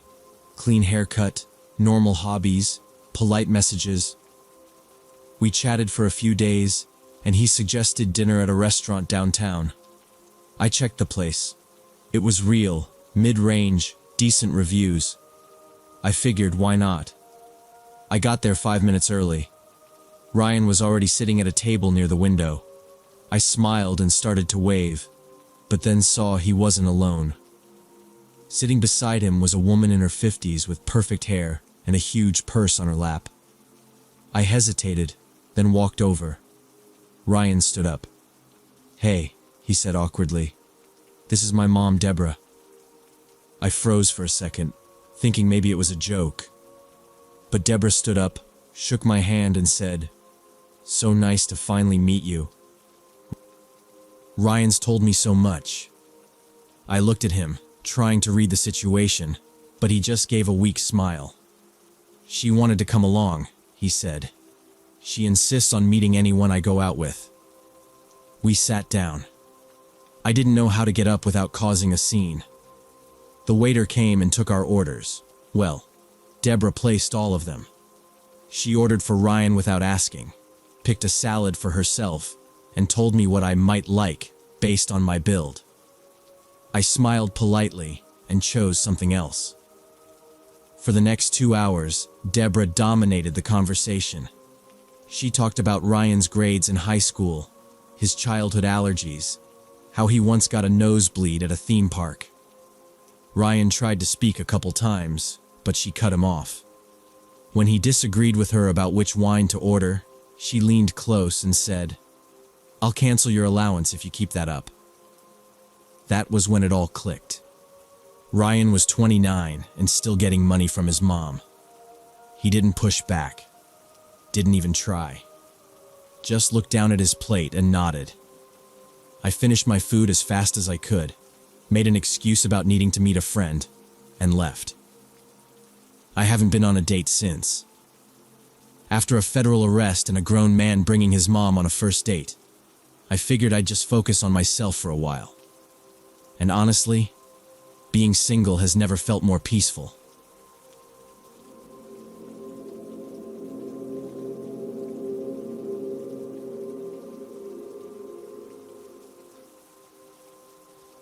When I quit my job, people thought I was having some kind of crisis.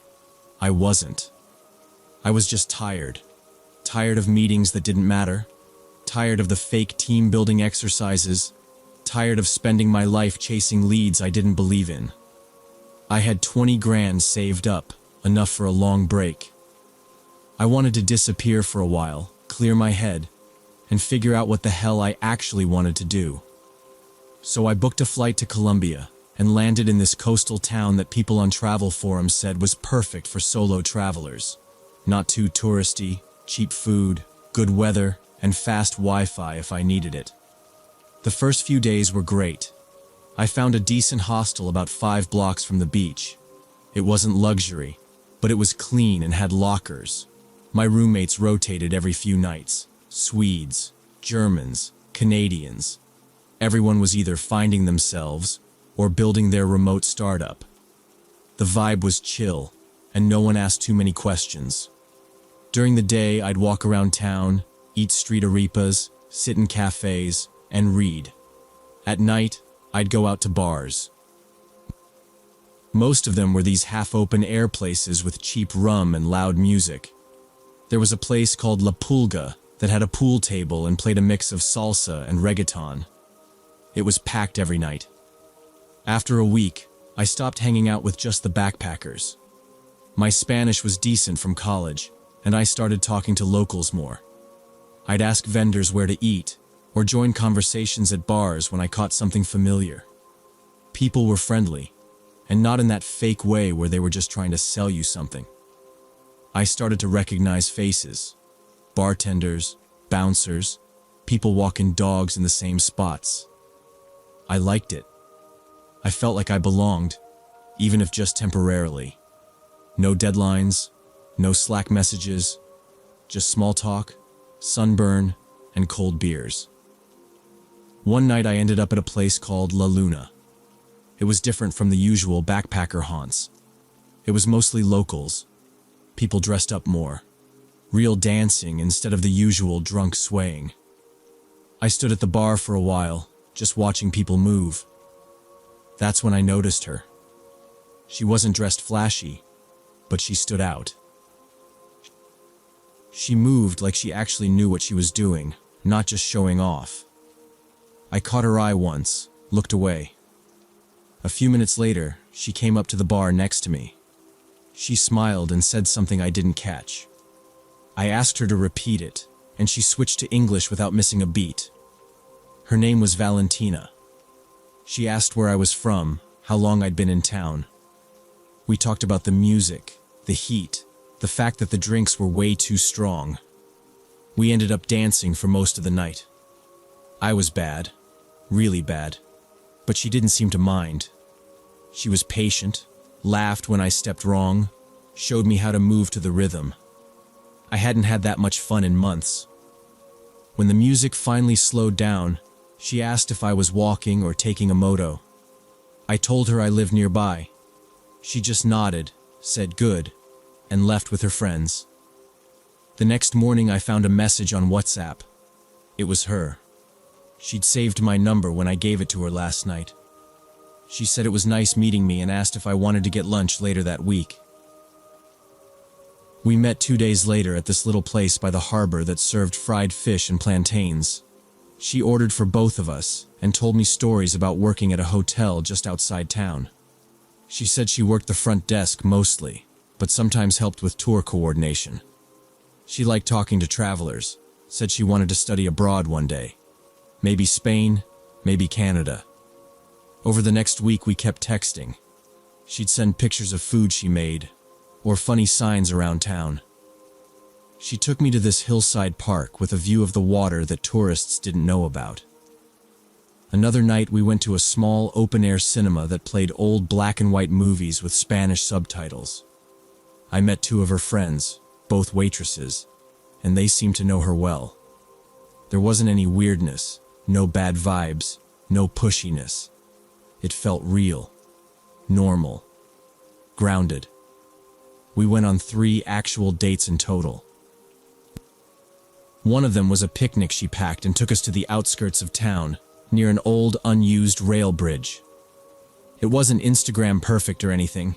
Ants kept getting into the snacks. But it felt like something people did when they genuinely liked each other. She'd laugh at my Spanish mistakes, and I'd tease her about her accent when she spoke English. Every time we met, she was on time, dressed simply, no makeup, no act. I didn't feel like a walking ATM around her. I kept waiting for the catch, but it didn't come. She texted me one morning saying she wanted to show me a place where locals swam during the hot season. It was about 20 minutes outside town by moto. Said it wasn't anything fancy, just a river spot where kids used to jump from rocks. I said sure. We agreed to meet near the plaza at 2 p.m. The sun was brutal that day, so I stayed inside until 1:45, then walked to the meeting spot. She was already there, wearing a blue sundress and holding a small backpack. I had no reason to think anything was off. On our fourth date, Valentina suggested we check out this new beachside bar she said had just opened. It was maybe a 10-minute walk from the center, and I hadn't heard of it yet. She told me her friend's cousin worked there and said it had a good crowd and live music on Fridays. It was already past 9 when we arrived. The place was packed. Bright neon signs, the sound of drums echoing from inside, people dancing barefoot in the sand. I liked the atmosphere immediately. It felt different from the other spots, less touristy, more local. Valentina grabbed my hand and pulled me through the crowd toward the bar. She said, "I'll get this round." And before I could argue, she was already talking to the bartender. She came back with 2 beers and handed me one with a smile. We stood near the edge of the dance floor, just watching people for a bit. Then we started dancing. She was laughing, pulling me into the rhythm, spinning me around, bumping her shoulder into mine. I was sweating like crazy from the humidity and dancing, but I didn't care. I was having fun. The second beer went down fast, and I was already feeling buzzed. That's when things started to get weird. At first, it just felt like the drinks hit harder than they should have. But after a few minutes, it was more than that. My vision started to blur, and I couldn't focus on her face when she talked. I remember her saying something about fresh air. I nodded, trying to play it cool, but I could barely walk straight. She guided me out through the back, her hand firm on my arm. The music was muffled once we stepped into the alley behind the bar. I leaned against the wall, trying to steady myself. She whistled down a cab and opened the back door. "Come on, let's go somewhere quieter," she said, helping me into the taxi. I remember getting in. I remember the cab moving. After that, everything turns into fragments, broken images like pieces of a dream. I saw myself at an ATM, typing something. Her voice saying something like, "Don't forget your card." Then another ATM, another street. I don't remember walking, but I must have. At one point, we were sitting on a bench near a fountain. She was holding my hand, asking something, smiling softly. I nodded to everything she said. Then more lights, more machines, and finally, I remember her unlocking the door to the hostel. She helped me up the stairs. I remember the hallway light flickering as we walked. She led me to my bed and took off my shoes. She said, "Sleep now, okay?" And then nothing. I woke up with the worst headache of my life. It felt like my skull had shrunk 2 sizes. My mouth was dry, and my stomach felt like it was doing slow backflips. I was still in my clothes from the night before, my feet sandy and sore. At first, I didn't notice anything wrong. I just thought I drank too much. But then I reached over to the nightstand for my phone. It wasn't there. I checked the floor, under the bed. Nothing. My jeans were on the chair. I grabbed them, checked the pockets. Empty. No wallet, no cash. My backpack was untouched, but the zipper on the front pouch was open. My passport was still there, thank God, but everything else was gone. I went down to the front desk and asked if they'd seen anyone come in with me. The guy working the desk just shrugged, said he saw me come in late with a girl but didn't remember much else. I asked if I could use the computer in the corner, logged into my bank account. The screen took a few seconds to load. Then I saw it. Zero. My checking account, which had a little over $18,000 in it, was empty. I refreshed the page twice, thinking it had to be a mistake. Then I opened the transaction history. The withdrawals started around midnight and continued until almost 6 a.m. 11 separate transactions, different ATMs around the city, all max limits, same card, same PIN. My heart dropped. I couldn't breathe properly. I scrolled through the list again, trying to find one that had been declined. They all went through. I called the bank. They put me on hold. When someone finally picked up, I explained what happened. They said if the withdrawals were done using my card and PIN, it would be considered authorized unless I could prove otherwise. They told me to file a fraud report but said it would take weeks to investigate. After that, I went to the local police station. The officer behind the desk barely reacted when I told him what happened. He just nodded and slid a form across the counter. As I filled it out, another officer walked over and asked me if I remembered tasting anything bitter in my drink. I said no. He said it didn't matter. They'd seen this before. It was a drug called scopolamine. Locals called it the devil's breath. He explained it like he'd done it 100 times. Scopolamine doesn't knock you out. It turns you into a puppet. Makes you say yes to anything, give up anything, do anything without resistance. Most people don't even realize they've been drugged. They just think they got drunk. He told me Valentina was likely part of a crew that worked the tourist bars.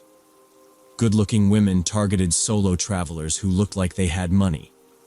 The scam had been happening for years. Few arrests, no convictions. I showed them a photo I had of Valentina from a hike we did together. They just shook their heads, said she used different names with different people. By the time anyone caught on, she'd already moved to another town, sometimes even another country. My bank eventually refunded $6,000 after weeks of emails and signed forms. The rest was gone. They said it didn't qualify as fraud since I'd entered my PIN myself. I had to end my trip a month early. Canceled everything. Booked the cheapest flight home. I spent my last few days in Colombia walking the beach alone, avoiding people, eating crackers for dinner. I didn't even say goodbye to anyone at the hostel. Back home, I crashed on a friend's couch for a while. I couldn't stop thinking about how smooth it had all been, how carefully planned, how nothing ever felt wrong until it was way too late. I wasn't some drunk idiot. I wasn't careless.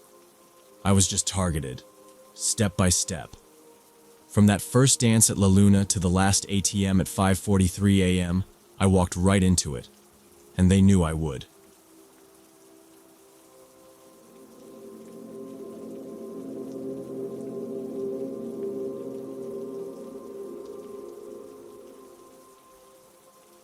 It was about 6 months after my divorce was finalized when I decided to get back into dating.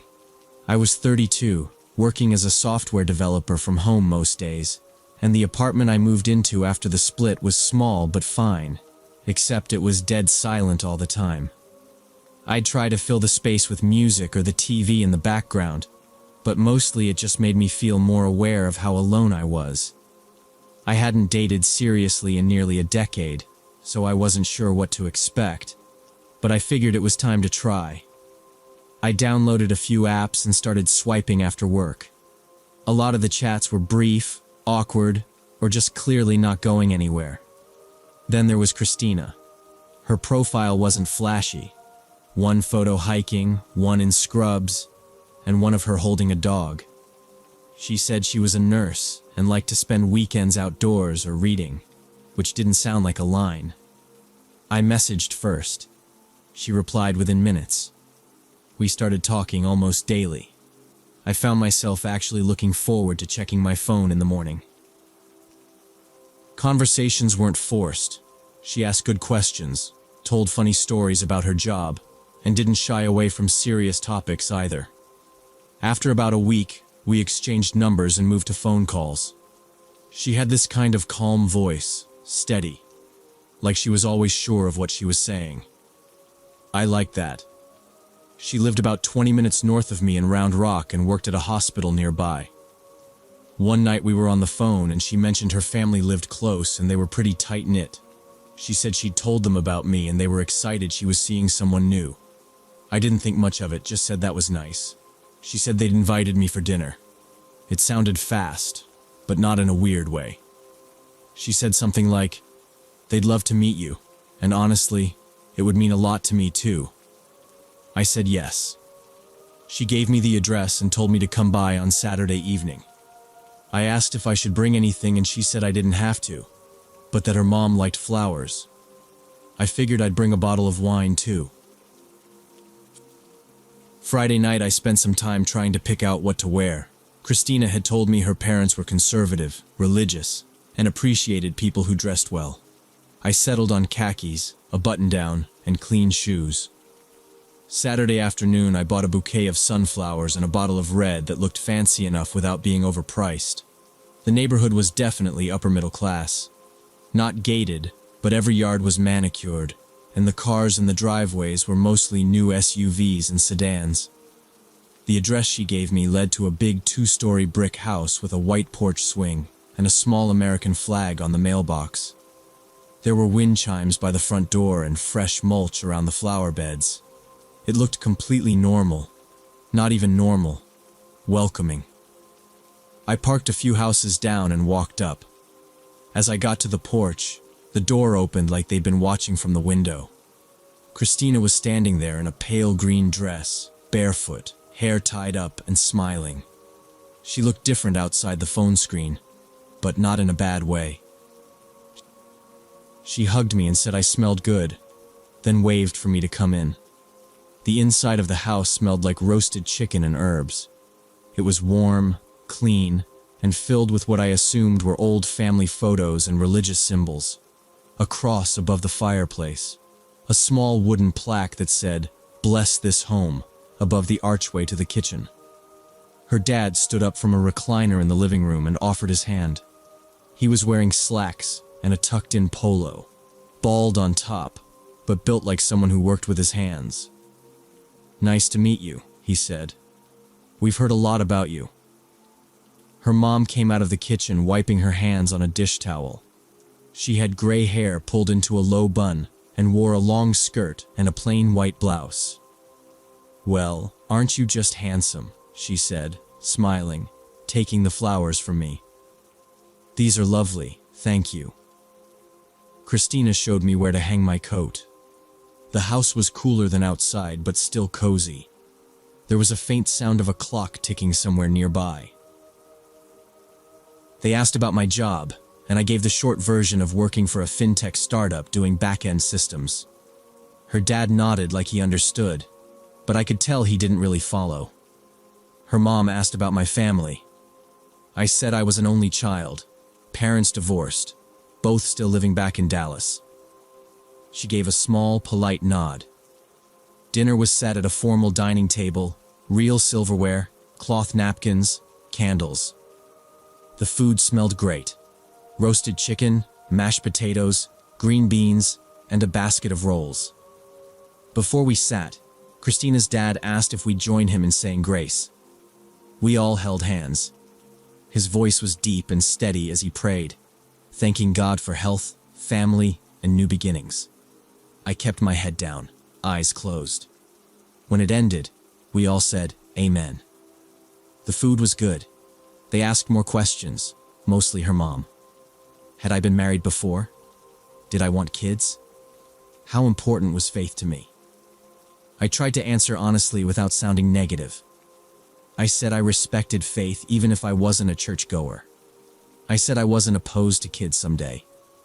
Her dad barely spoke, just ate slowly and watched me. Halfway through the meal, Christina excused herself to the bathroom.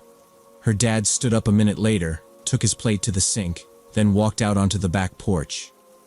It was just me and her mom in the dining room. She kept eating for a few seconds, then looked up at me. "She really likes you," she said. I smiled and nodded. We're protective of her. I hope you understand. I said, of course. Christina came back, sat down, and asked if I wanted dessert. Before I could answer, her dad called from the porch. Christina, he said. She looked at me and gave a tight smile, then got up and went outside. I could hear muffled voices, not raised, but not casual either. I didn't try to listen in.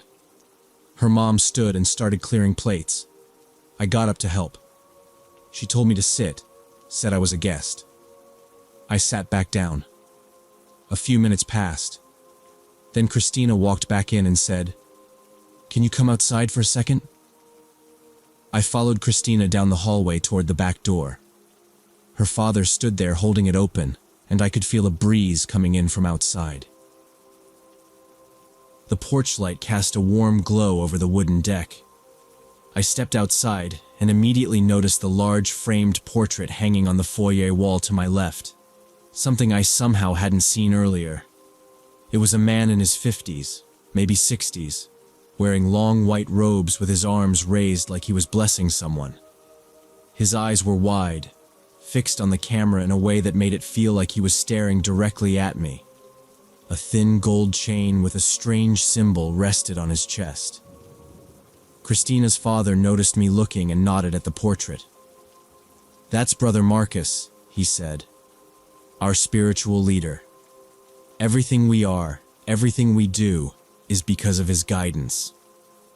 I didn't say anything, just nodded and tried to look respectful. Christina stepped beside me, brushing her hand along my arm. "He brought our family together when we were at our lowest," she said. Inside, the layout was neat, almost too neat, and everywhere I looked there were more portraits, different sizes, some in color, some black and white, but always Brother Marcus. Some showed him standing beside groups of people, others alone with a calm, almost too peaceful expression. There were shelves stacked with worn books. I glanced at the spines. None had titles I recognized. Christina's mom pointed at them proudly. "Those are our scriptures. He wrote every word by hand." The living room was arranged around a small altar, a table covered in a white cloth with tall candles, a bowl of dried fruit, and what looked like a pile of handwritten notes. On the wall behind it, another portrait, this one massive, nearly floor to ceiling. Christina's mom stood beside me, smiling, like she expected a reaction. "We hold prayer circles here every week," she said. "Sometimes twice, if the spirit calls for it." She gestured to the pamphlets on a side table. "We're not like other churches. Brother Marcus has shown us a clearer path, a family of faith, one heart." I nodded, still trying to keep polite, but I could feel something tightening in my chest. I tried to remind myself that people believe all kinds of things, and being different doesn't make it dangerous. But there was something about the way Christina's mom said "one heart" that made the room feel smaller. Back at the table, dessert had been served. Apple pie with a thick crust and whipped cream. Christina placed a slice in front of me and said softly, "I'm so glad you're here." I gave a quick smile. Her dad stood up again and said we'd say another prayer before dessert. I thought it would be a quick blessing. Instead, he closed his eyes and started speaking in a slow, rhythmic tone. He thanked Brother Marcus. He welcomed the new soul brought to the table. He spoke of sacrifice, of shedding worldly ties, of spiritual rebirth through surrender. It went on for nearly 10 minutes. I kept my head down, unsure whether it would be disrespectful to open my eyes. When it ended, I looked up, and everyone else was still, hands clasped. Then her mom turned to me. "What do you do again?" "You said something about computers?" I cleared my throat. "Yeah, software development. I work for a financial services company." She leaned forward. "Do you own your apartment?" I blinked. No. I rent." How about savings? Do you invest? I tried to smile, thinking it was a joke. Some savings, yeah. She nodded, serious. That's good. True believers give all they have to the mission. It's how we build the kingdom. We don't hold on to things that don't belong to God. Christina added, it's not about the money. It's about letting go. Living with the community. No rent, no stress, just purpose. Her dad handed me one of the pamphlets. We've got land outside Waco. It's peaceful. No distractions. Everyone works together. We raise animals, grow food. There's a school, a chapel. It's a better life. I skimmed the pamphlet. It had pictures of cabins, large meeting tents, people standing in circles. No one was smiling in the photos. Everyone wore the same robe. White, like the one Marcus wore in the portrait. Her mom looked at me again. Would you be willing to consider joining us permanently? I didn't know what to say. I mean, I wasn't really expecting. You'd be welcomed, Christina said. Everyone's excited. I told them how special you were.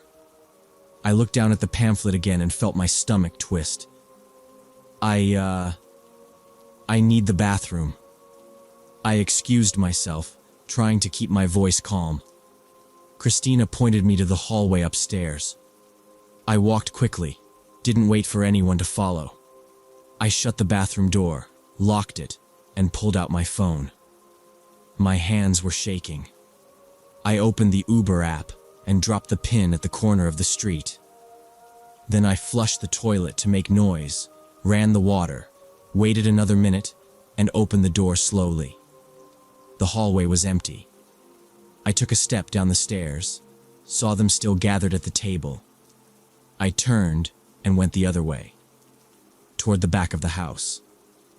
There was a sliding glass door in the laundry room. I slid it open as quietly as I could and stepped out onto the grass. The night air hit me like a slap. I jogged across the backyard, heart pounding.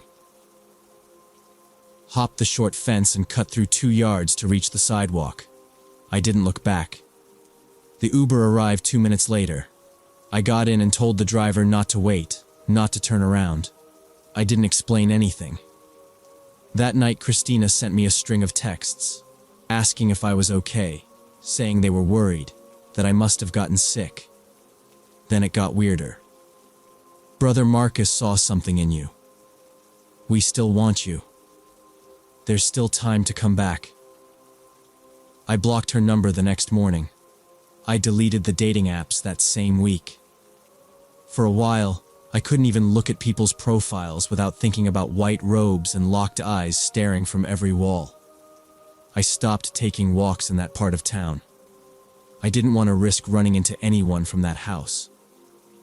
The weirdest part is, nothing they said was technically illegal. But I think if I'd stayed longer, if I hadn't trusted my gut, maybe I wouldn't have left at all.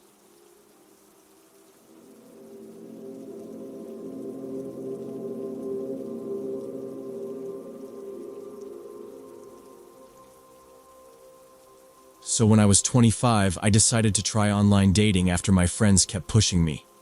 I wasn't really into the idea, but they wore me down after months of telling me I needed to get out there.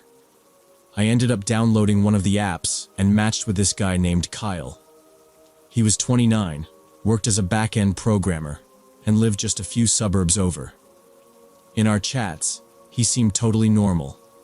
He used proper grammar, asked thoughtful questions, and didn't push any weird flirty stuff too fast. Just casual talk about work, weekend plans, favorite takeout spots, normal stuff. Over about 2 weeks of messaging, he started suggesting we meet in person. I figured it was about time.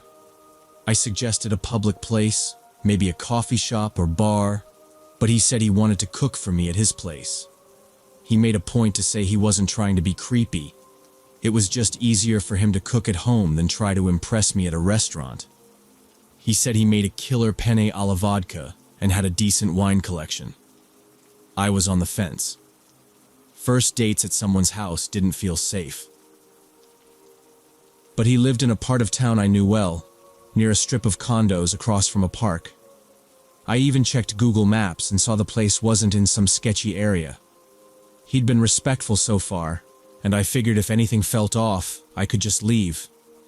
Before I went, I told my roommate everything, his full name, address, and the time I was heading over. I turned on location sharing on my phone and made sure she could track me, just in case.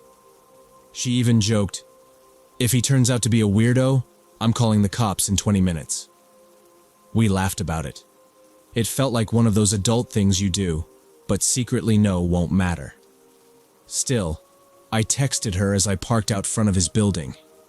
It was one of those newer apartment complexes, beige and modern, with a wide entry hall and fake plants in the corners.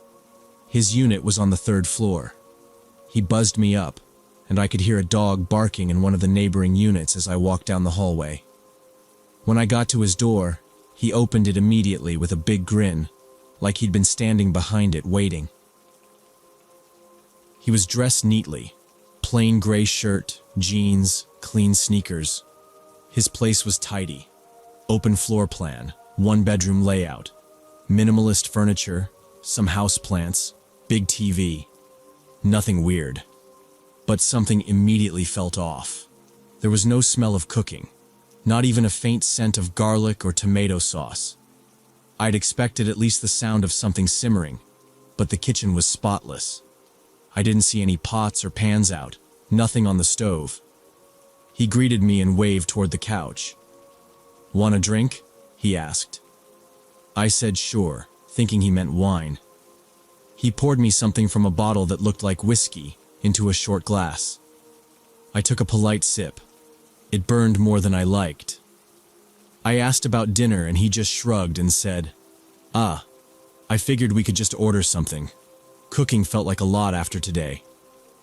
I nodded, acting like that was fine, but mentally I clocked that as strange. On the counter behind him, I noticed a few expensive bottles: wine, bourbon, gin. All unopened, except the one he was pouring from. I tried to set my drink down after a couple more sips, but he kept picking it up and topping it off. I told him I was good for now, just pacing myself. He made a little frown and said, "Come on, it's not that strong," but didn't push it hard. Still, he filled the glass again. We sat on the couch and he put on some music. Lo-fi, ambient stuff. Not loud. The kind of thing people play when they don't want to talk. He sat close, but not too close. I kept the conversation going just to avoid the weird silences. I asked about his job, his apartment, the neighborhood. He gave short answers. Mostly, he just kept watching me drink. After about 15 minutes, I started pretending to sip, keeping the drink in my hand, but not actually drinking anymore. He noticed. "You didn't like it?" he asked. I said it was fine. I just didn't want to get too tipsy too fast. He chuckled and said, "You're safe here, promise," and clinked his glass against mine. I smiled, but my stomach was already tightening. I felt like I had to stay sharp, just in case. He excused himself to the bathroom, and I used the moment to text my roommate. "Still here? Kinda weird vibes. We'll check in again soon." I didn't want to make it sound too dramatic, but I wanted her watching. He came back and sat even closer this time. His leg touched mine. I shifted slightly, giving space. He didn't say anything, just reached for the remote and started flipping through Netflix. When I said I wasn't really in the mood for a movie, he asked if I wanted to go out instead. Maybe get food from the place across the street. I nodded, mostly because I wanted to get out of that apartment. "Cool," he said, but then added, "Just one more drink first?" He was already reaching for the bottle. I stood up and walked toward the kitchen, pretending to stretch. I leaned on the counter, looking at the bottles again, and saw that the label on the whiskey bottle had been peeled halfway off. The seal was broken in a jagged way, not clean like you'd expect from a fresh bottle. He stepped behind me and put his hand lightly on my back. "You okay?" he asked. I nodded. "Yeah. Just need some fresh air." He gave a small laugh, like I was being dramatic. "You just got here," he said. I turned to face him and repeated, "I just need some air." He stepped back, hands up, and said, Sure, go ahead." I walked to the door and opened it. He didn't follow, but I could feel his eyes on me. As I stepped into the hallway, I pulled out my phone to text my roommate again. Kyle suggested we watch a movie while we figured out food. He said he wasn't really hungry yet and kept talking about this film he'd seen before that messed him up in a good way. I was still standing near the door, but I didn't want to push things too hard, so I agreed. I walked back to the couch, sat on the edge of the cushion. He sat back down closer than before and started flipping through his streaming apps. He stopped on a title I'd never heard of, some low-budget-looking film with a red and black thumbnail. The description was vague, but I caught a warning in the corner that listed things like graphic torture, sexual violence, and disturbing imagery. I immediately said, "Can we pick something else? Maybe something lighter?" But he waved me off. "No, trust me," he said. "It's not as bad as it sounds. The story's really good." The movie started out slow, regular people talking in some cabin in the woods type setup. But within 15 minutes, things turned dark. One of the characters was tied up, and there were long, drawn-out scenes of psychological manipulation and screaming. I tried not to show how uncomfortable I was, but I kept shifting away from Kyle as he leaned in more and more. I looked over during one intense part where the actor on screen was being humiliated, and I saw him breathing through his mouth, eyes locked on the screen like he couldn't blink. Then came the first real torture scene, detailed, drawn out, filmed in a way that felt less like horror and more like something meant to appeal to someone twisted. I felt nauseous. I turned to Kyle and said, "Can we please turn this off? This is too much." He didn't look away from the screen. "Just wait. The best parts are coming up," he said, his voice lower and more serious. That was the first time I heard a different tone in him, something deliberate, cold.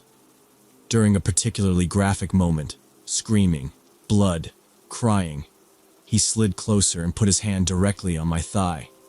My whole body tensed. He was still staring at the TV.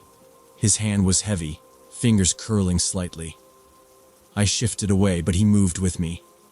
Then I felt him trying to kiss the side of my neck, his breath hot and fast. I pushed him off with my forearm, firm but not aggressive yet, and said, "Stop. I'm not comfortable." He didn't move away. He grabbed my wrist tightly and muttered, "Relax. You're acting like this is something new." I froze for half a second and realized this was all calculated. The broken bottle seal, the pressure to drink, the movie, the closed windows. The door was still unlocked, and I made a split-second decision to move. I stood up fast and walked straight toward it without running. I heard him get up behind me, his footsteps catching up. "Hey, where are you going?" he barked. I didn't turn around. My hand hit the doorknob, but he moved in front of the door, blocking it with both arms spread. "You're really gonna act like this? After everything?" he said. His face was flushed, lips curled, like he was trying to smile but couldn't. "You came here. You drank. You watched the movie. What? Now you're some saint?" "I'm leaving," I said. I didn't yell. I didn't cry. I just said it and stepped forward. He didn't budge, so I pushed him with both palms on his chest. Hard. Enough to knock him off balance for a second. I yanked the door open and stepped into the hallway. He followed, shouting now. "You're a tease! A lying bitch!" He slammed the door behind him and kept yelling, his voice bouncing down the hall. "I know where you work. You think you can ghost me after this?"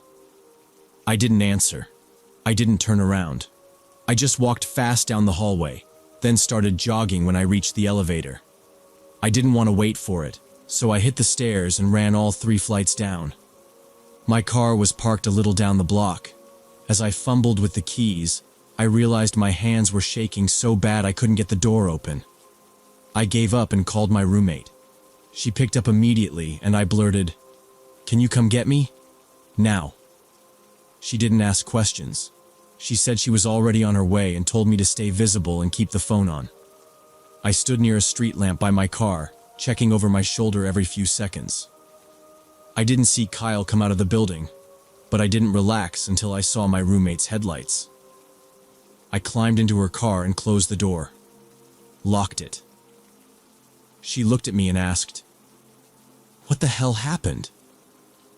But I couldn't speak yet. My body was vibrating like I'd just had a car crash. She didn't push. We sat there for maybe 10 minutes while I just breathed and stared out the window at the building. The next morning, I went to the police station. I didn't expect anything to come of it, but I gave them everything. His name, address, the app we met on, the messages, the timeline of the night. They took a report. I also reported him through the dating app and blocked him on every platform. I changed all my passwords just in case, and emailed my manager to switch shifts around so I wasn't working alone for a while. For weeks after that, I couldn't stop replaying the night in my head. Every decision, every time I brushed something off. I thought I was being careful. But I see now that people like him count on that. On you wanting to be polite, to not make a scene. They build the whole situation to make you feel trapped without realizing it until it's too late. I haven't used a dating app since. I don't say that like it's some bold decision. I say it because I just can't trust it anymore. Not after someone so normal almost turned into something much worse.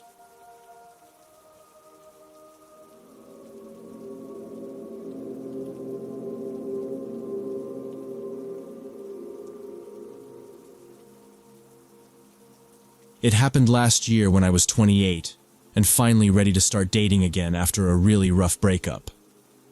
I'd spent over a year avoiding the idea of relationships, trying to focus on work and fixing my sleep schedule. But eventually the loneliness started creeping in again. I downloaded a few LGBTQ dating apps and told myself I'd just see what's out there. Nothing serious at first, just people to talk to. That's when I matched with Samantha. She was about an hour away in Denver, which wasn't too bad considering how scattered people can be on these apps. We hit it off almost immediately. She was clever, sarcastic in a way I liked, and had this way of texting that felt like we'd known each other for years. We started with casual messages, but over a few days it turned into long conversations, late-night video calls, and even those dumb in-app games. We talked about everything: music, books, work stuff, awkward high school stories, the usual. She said she'd just gotten out of a long-term relationship too, but it ended amicably. Said it had been a few months and she was finally ready to put herself out there again. I didn't pry too much. It felt like we were in the same boat, both trying to rebuild after something heavy. After about a month of talking every day, I suggested we meet. Not in some weird rushed way, but just a public, simple first date. She was into it. We decided on this sports bar halfway between our cities, one I knew had decent food and always felt safe. Saturday evening, after work. I remember being nervous, but in that good way, like this might actually go somewhere. I got there first. It was around 6:45, the sun still up but starting to dip. The patio was packed, so I grabbed a booth inside and texted her my table number. She walked in about 10 minutes later wearing this dark green jacket and jeans. She looked exactly like her pictures, which was honestly a relief because you never know. Her smile was real, the kind that reaches the eyes. She slid into the booth across from me and said, "You're cuter in person," which caught me off guard, but in a good way. We talked non-stop. I mean, hours passed like nothing. Drinks, nachos, burgers. I barely touched mine. We talked about our weird co-workers, our favorite cities, the best road trip music. She told me a story about how she once drove overnight just to see a band she loved play in New Mexico. I told her about this failed camping trip I'd tried last summer where it rained the entire time. But something felt slightly off. Not obvious, just little things. She kept getting phone calls. She'd glance at her screen and press decline each time without saying anything. The first time I didn't think much of it. The second and third she just said, "Sorry, probably work stuff." I nodded. It was believable. She said she worked in real estate, and I knew from a friend how chaotic that job can get. But the way her hands were shaking when she put the phone back down caught my attention. Not trembling like from cold or caffeine, more like nerves. I noticed her jaw was clenched slightly when she turned her phone completely off and slid it face down across the table. She smiled again and said, "Okay, all yours now." I laughed and went along with it, but it sat weird in the back of my head. We kept talking, and it did get better after that. She seemed more relaxed. We shared a dessert, some stupid molten lava cake that was way too sweet but kind of fun to eat together. We left the bar around 10:30. The parking lot was mostly empty by then, and we stood by our cars for a few minutes. It wasn't awkward or anything, just that feeling of not wanting the night to end. She asked if I wanted to hang out more, maybe go back to my place and keep talking there. I hesitated for maybe half a second.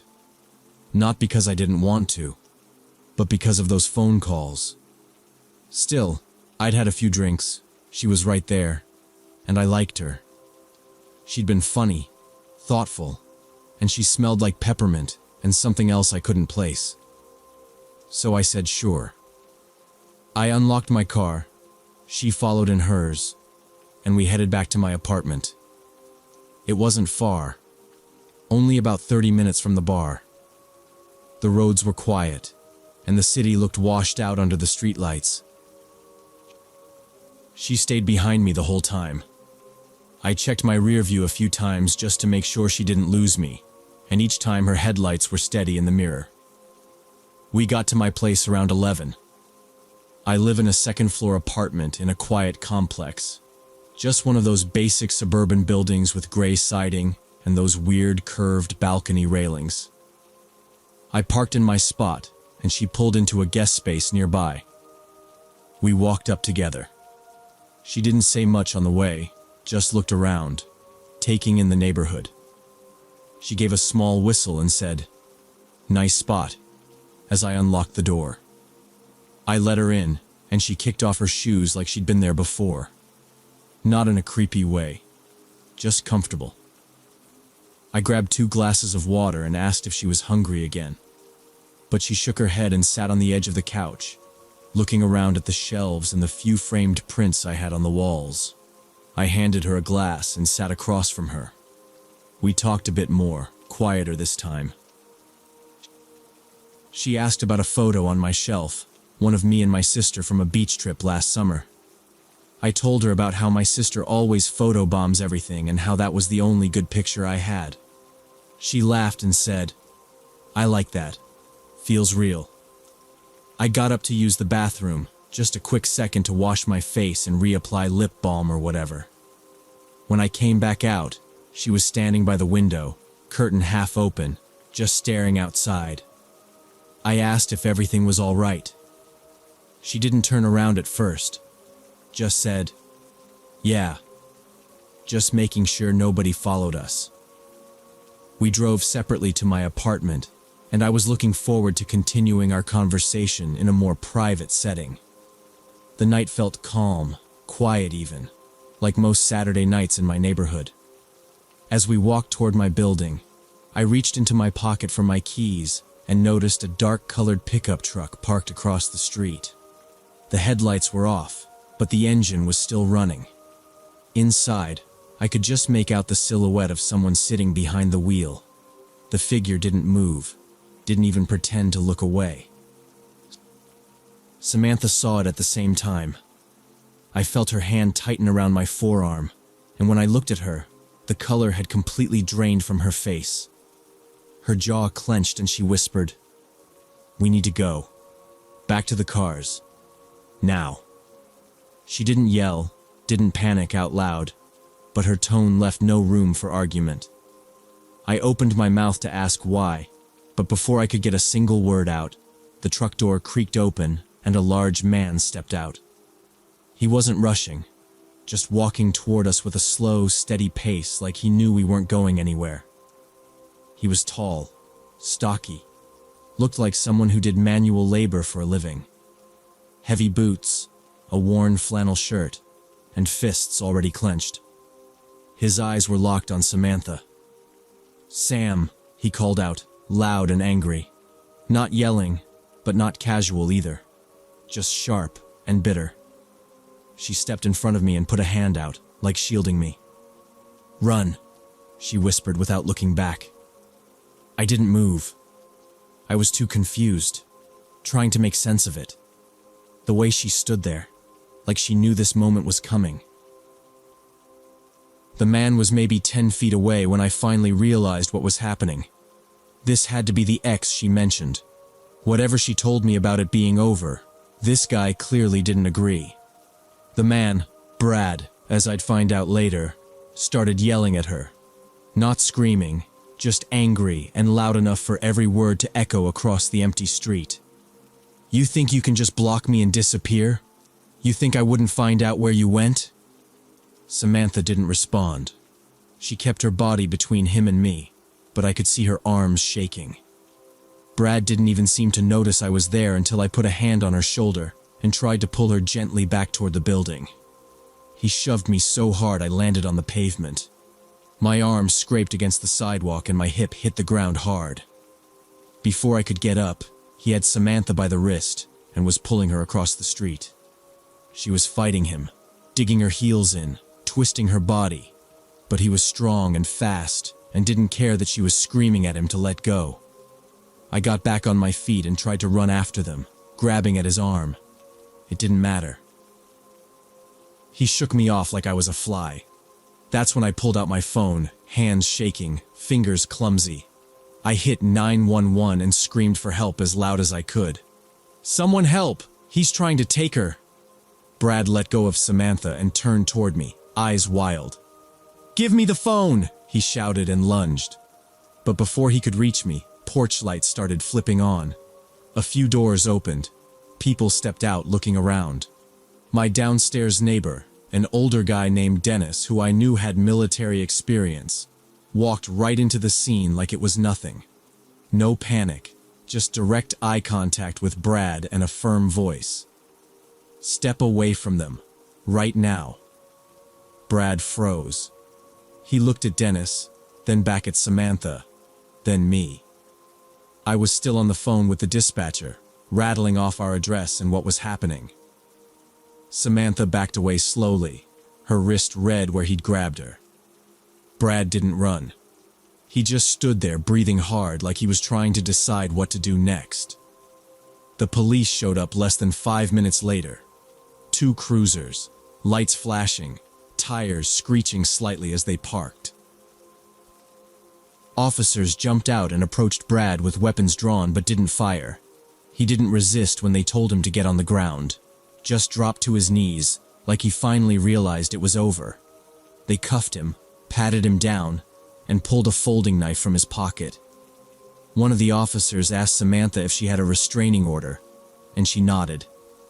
"Filed it 2 months ago," she said, voice cracking. Turned out Brad had been tracking her, following her through social media posts, checking places she mentioned offhand, even looking through tagged photos to see where she'd been. He probably followed her from Denver to the bar, waited for her to leave, and then followed us to my place. He didn't know who I was, didn't care really. I was just in the way. Samantha broke down crying on the curb. I sat next to her, still holding my phone like it could somehow fix the last 20 minutes. "I'm sorry," she kept saying. I didn't know he'd come here. I didn't mean to drag you into this.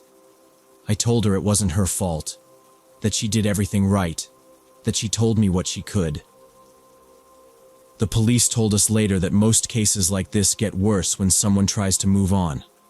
That Brad fit the profile: violent history, controlling, unwilling to let go. They charged him with assault, stalking, and violating the restraining order. Samantha had to deal with court dates and victim statements and all of that after. We texted a few times over the next few weeks. She was staying with friends and keeping a low profile. Said she needed space, and I understood. We agreed we couldn't date, not while all this was still happening. But I told her if she ever needed backup again, I'd show up. That night stuck with me. Not because of the bruises or the scare, but because I saw what it looks like when someone refuses to let go of control.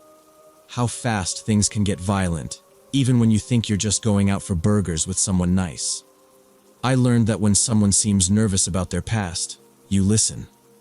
Not out of suspicion, but because they've already survived something. They know what danger looks like.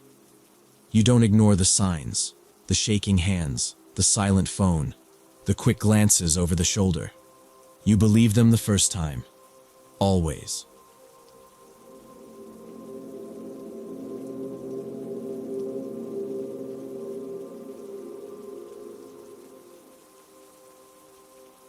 I met Mike on Bumble about a year ago, when I was 30, and had been single for almost 2 years.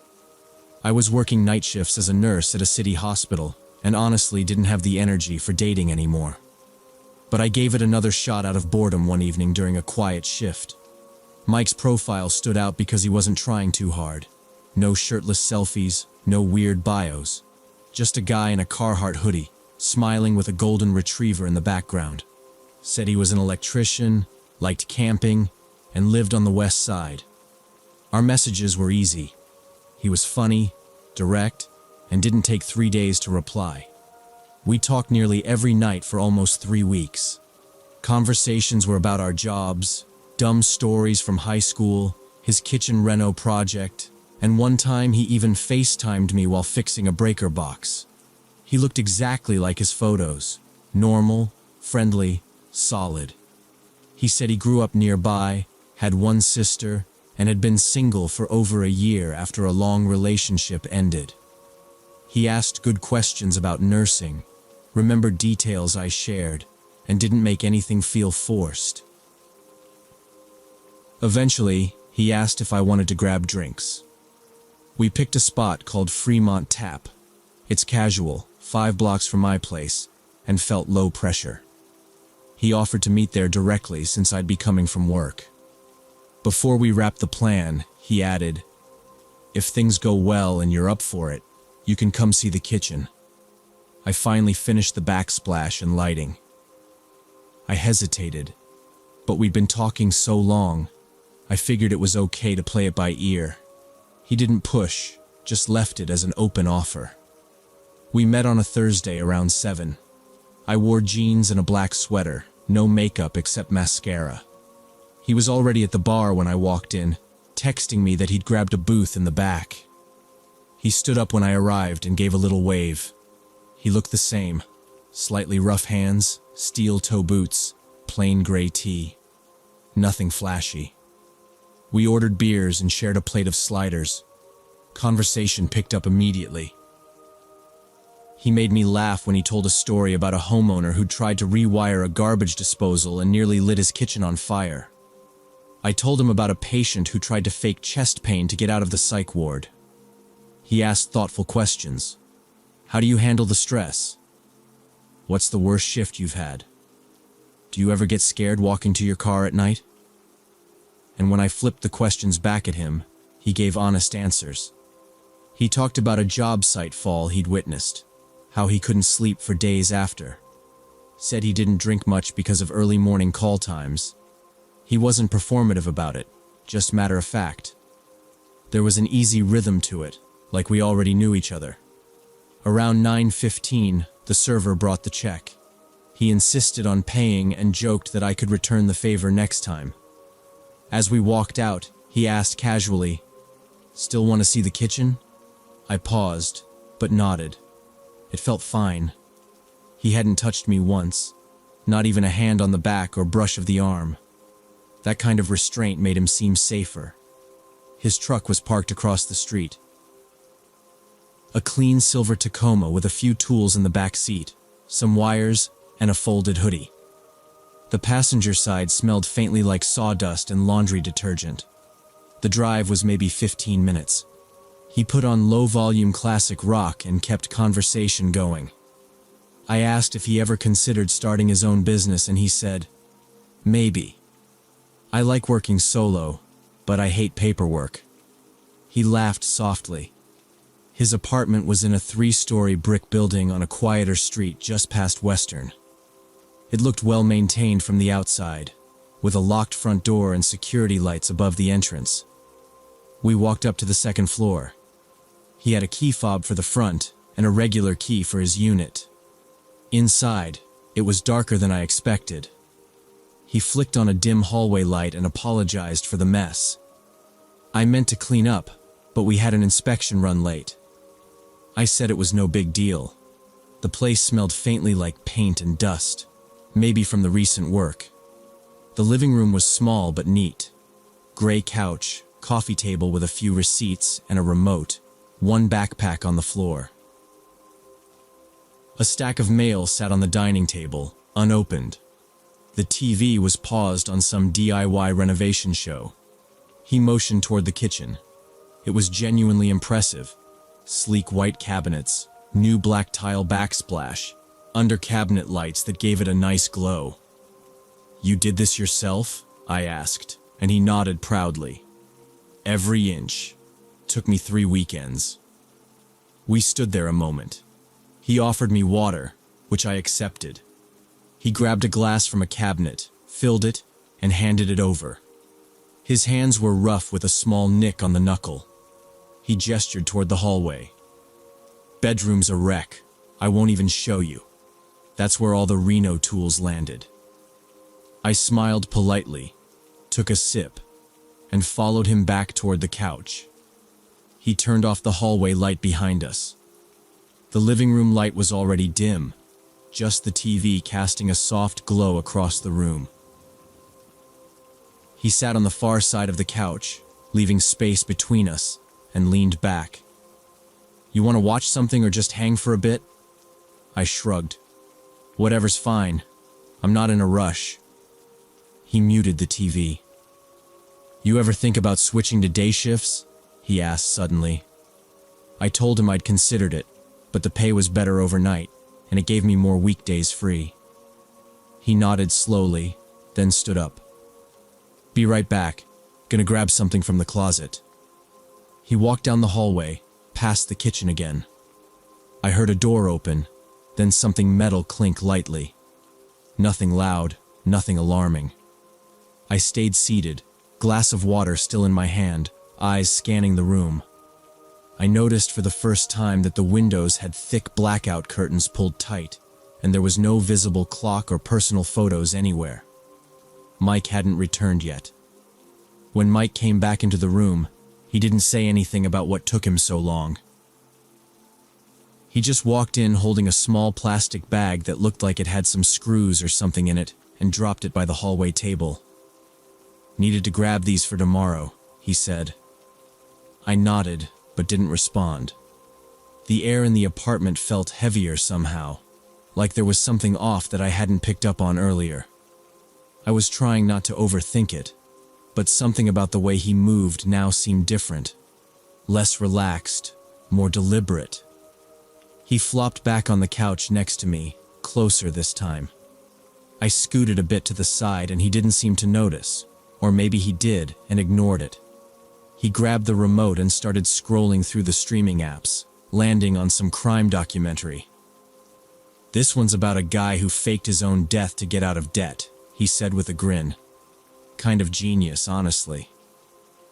I gave a tight smile and took another sip of my water, trying to think of a way to wrap this up. My phone buzzed on silent in my bag, a reminder about laundry. I pulled it out and glanced at the time. 10:41 p.m. I should probably head out soon, I said, keeping my tone light. I've got work early tomorrow. He glanced over, disappointed. Already? We just sat down. He was still smiling, but it didn't feel the same anymore. His voice had a slight edge now. I thought we were having a good time. We were, yeah, I said quickly. But I really do have to be up early. All right, he muttered. Let me show you something real quick before you go. He stood up and walked over to a door off the side of the living room. He opened it, and instantly I was hit with a wall of stench that made my stomach turn. It smelled like rotting food and mildew, thick enough that I actually gagged and had to turn away for a second. I stepped toward the door out of reflex and saw what I hadn't expected at all. His apartment, which had looked fine at first glance, was hiding the real mess behind that door. The kitchen from earlier was obviously the only thing he'd bothered to clean. Every other room, at least the ones I could see, was a nightmare. The room behind that door was filled with piles of dirty clothes, food containers crusted with old leftovers, and stacks of junk that made it impossible to see the floor. The bathroom next to it had the door half open, and inside was a toilet with dark stains, the seat up, grime on the tiles. There was no way this was a one-week mess. This had been like this for a long time. He must have seen my face because he gave this lazy shrug and said, "Yeah, I know, it's bad. I don't really do cleaning." Then he laughed, like it was a joke. I spend all day dealing with other people's wiring. Last thing I want is to deal with laundry. I forced a small laugh and nodded, still standing in the hallway. The smell was making me nauseous, and I kept swallowing back the urge to gag again. I couldn't believe how fast the vibe had shifted. The put-together guy from dinner was a complete illusion. I was no longer comfortable here, not even close. I wanted out. Now. So, I said, trying to keep my voice casual. You must be working crazy hours to not have time for any of this. He leaned against the door frame and looked me up and down. Yeah, something like that. His tone was flat. He wasn't smiling anymore. I really do have to go, I said, stepping back into the living room and grabbing my bag. Thanks for showing me the place. He didn't move. That's it? I paused. I mean, yeah, it's getting late. He nodded slowly.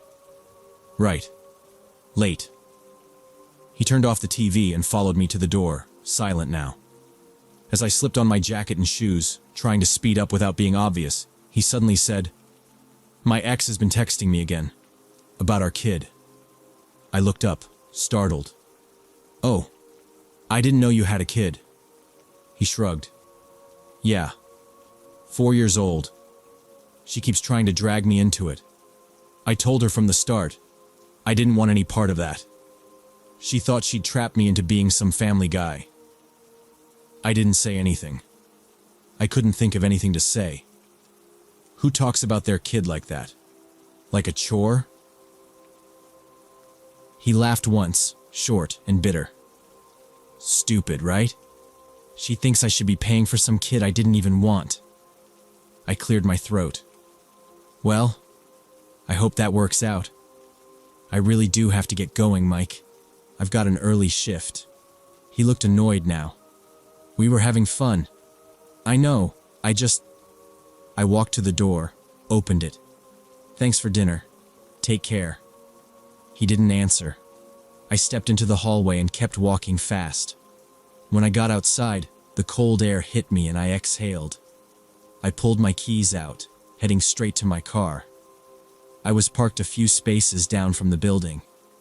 I heard the front door open behind me. When I glanced over my shoulder, Mike was walking out, hands in his pockets, eyes on me. "You don't have to rush off like that," he called out. I didn't answer. I hit the unlock button, and as I grabbed the handle, I heard a loud bang. I spun around. He had slammed his fist down hard on the hood. The sound echoed in the quiet street. There was a fresh dent, a real one. "What the hell?" I said, backing up. "You think you're too good for me now? Just because I don't play house like your perfect hospital friends?" He was shouting now, his face red, body tense. I jumped into the driver's seat and locked the doors. My hands fumbled with the keys, but I got the engine going. He slammed both hands on the window and started yelling again. "You're fake. You pretend to be sweet, but you're just like all the others." I threw the car in reverse and tore out of the spot, not checking for traffic. He was still screaming as I pulled away, his voice getting drowned out by the wind. 2 blocks later, I had to pull over. My hands wouldn't stop shaking. I sat there, engine running, breath shallow, staring out at the dark street. After a few minutes, I called my sister. She picked up immediately and I said, "Can you come get me? I don't trust myself to drive." She and her husband drove me back to get my car later that night. Mike was gone by then. But that night never left me. It's burned into my memory as the moment I truly understood that you can spend weeks talking to someone, think you've got a sense of them, and still not know anything at all.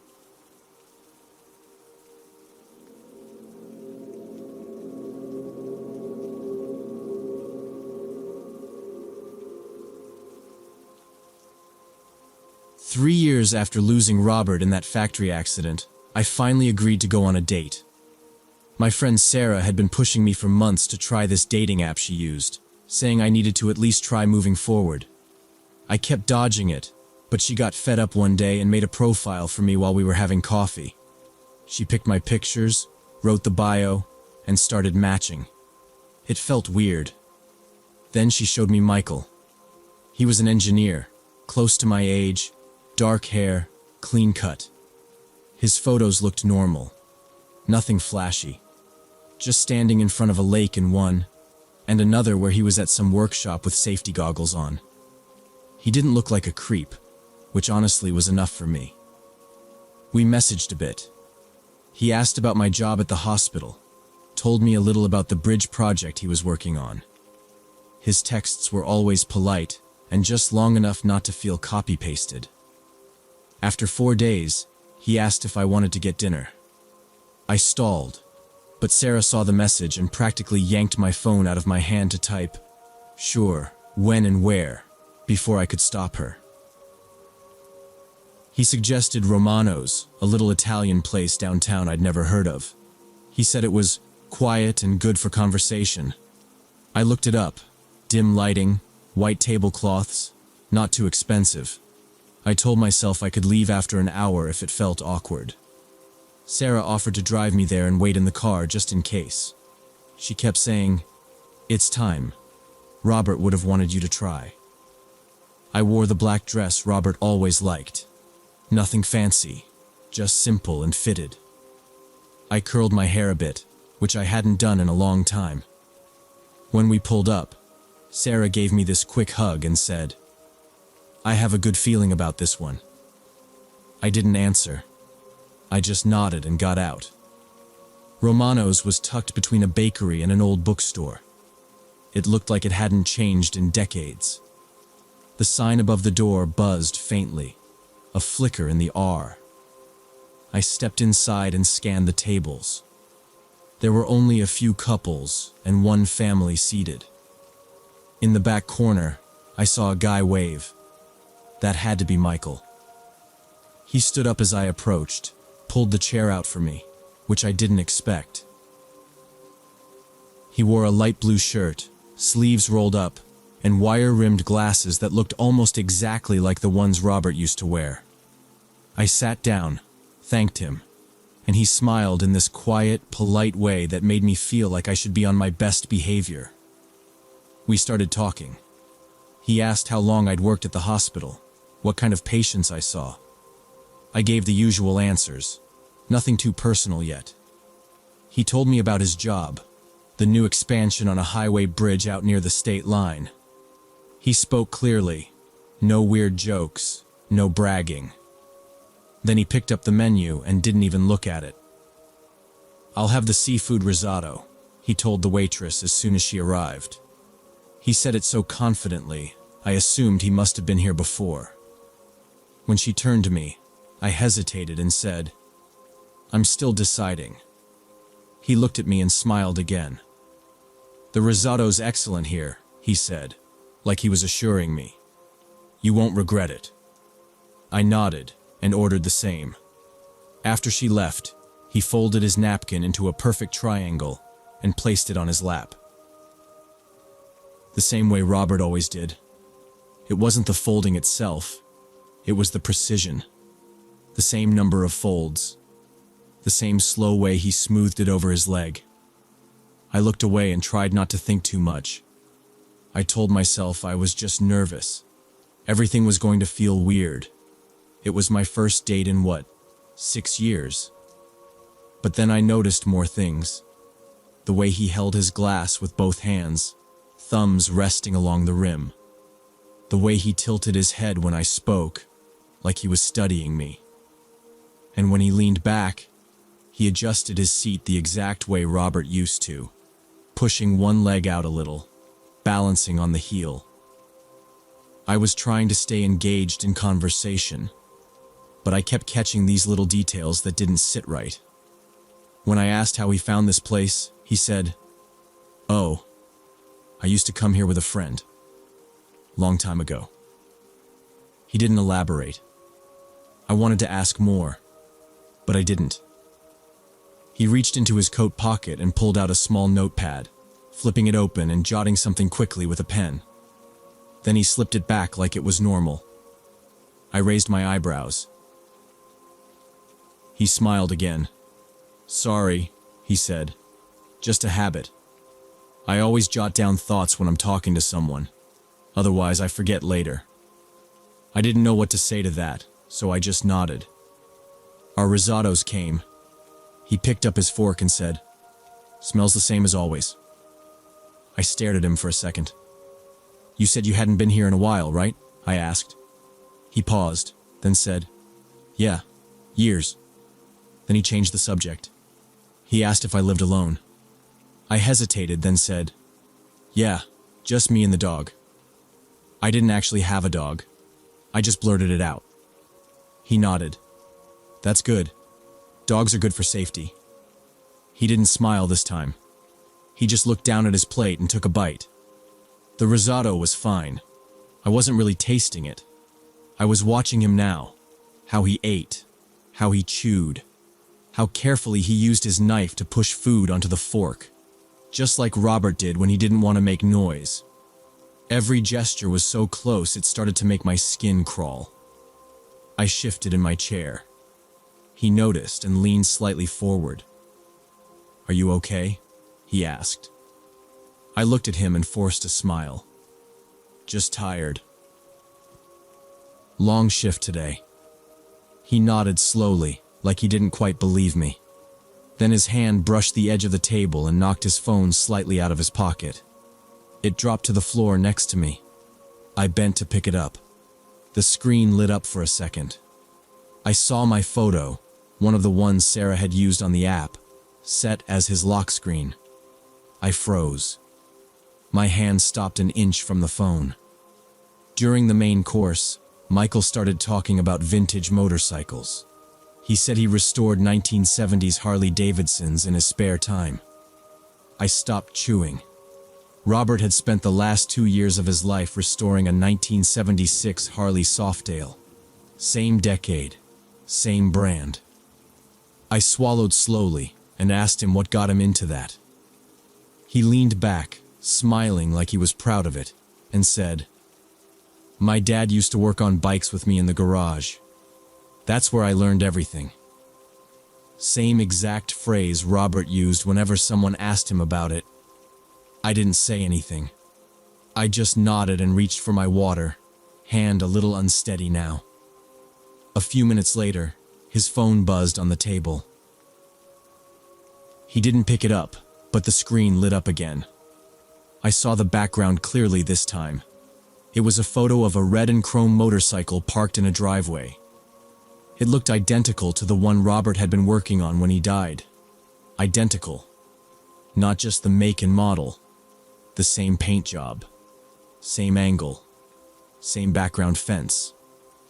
Then, as if this wasn't already too much, he pivoted the conversation to vinyl records.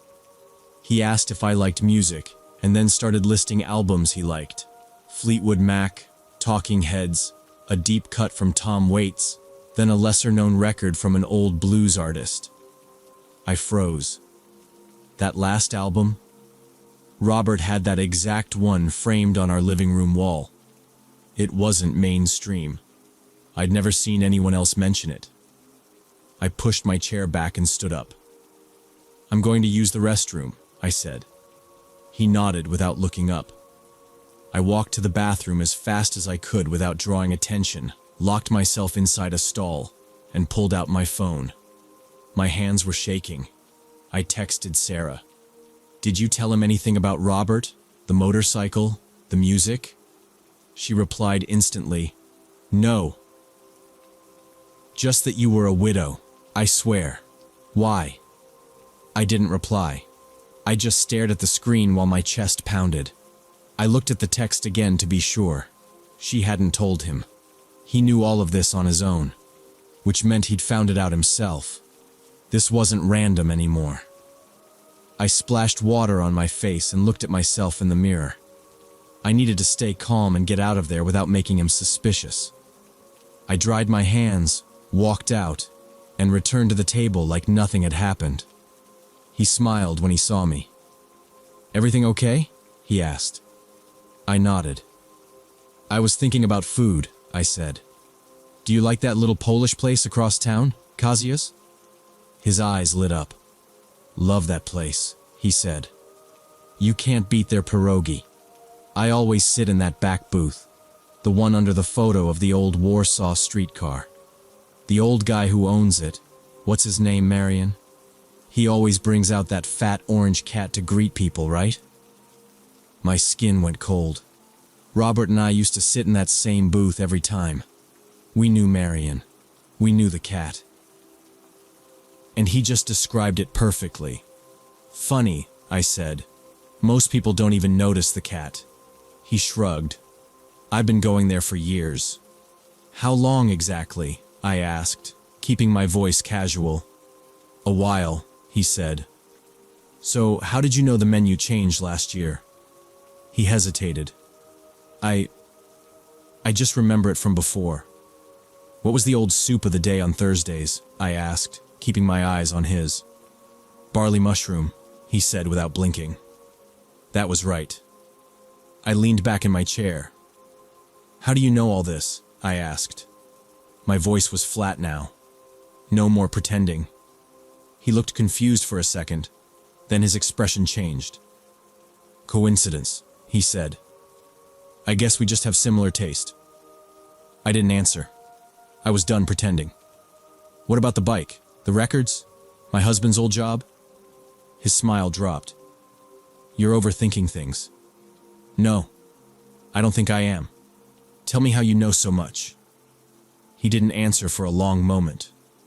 Then his face changed, like a switch flipping. That soft, friendly tone dropped. He leaned in and said in a low voice, "I've been watching you for months. Everything about you, everything about him. I wanted to understand what made him special to you, so I could be that." I froze. I studied him, his photos, his voice, his habits. I know how he moved, how he spoke to you. I practiced. You noticed, didn't you? I stood up, grabbing my purse. He caught my wrist. His grip was like steel, fingers digging into my skin. "Sit down," he said quietly. "No," I said. I yanked my arm free and bolted toward the door. "Wait!" he shouted after me, but his tone was completely different now. No charm, no manners. The hostess looked up as I rushed past. "Miss, is everything okay?" I didn't stop walking. "Call the police. Table 12. Now." I slammed the door open and ran to the car. My hands shook so badly I dropped the keys twice before I managed to get the door open. I locked myself inside and called Sarah. Come get me. Now, please. I can't drive. She didn't ask questions, just said she was on her way. Later that night, the police searched Michael's car. It was parked across from my apartment, less than 100 feet away. Inside, they found printouts of Robert's obituary, old social media posts, and photos of me taken from a distance. Outside the hospital, walking my old route to the coffee shop, grocery store parking lot. He had a notebook full of timelines, dates, habits, things I said online, everything he could scrape from the internet. Even copies of messages from forums where Robert had posted years ago about motorcycle parts. Turns out Michael had applied for a job at the engineering firm where Robert used to work. He didn't get it, but he used the interview to ask questions and learn about Robert's past projects. Nobody thought anything of it. I filed for a restraining order immediately. It was approved within a week. The detectives said they had more than enough proof of stalking. They believed he'd been planning to slowly build a relationship with me, to take over the role Robert left behind, like stepping into a costume. I still think about how closely he'd studied every part of Robert's life, down to the way he held a fork, the way he folded a napkin. I wonder how long he'd been planning it. And I wonder how many other women he's tried this with before.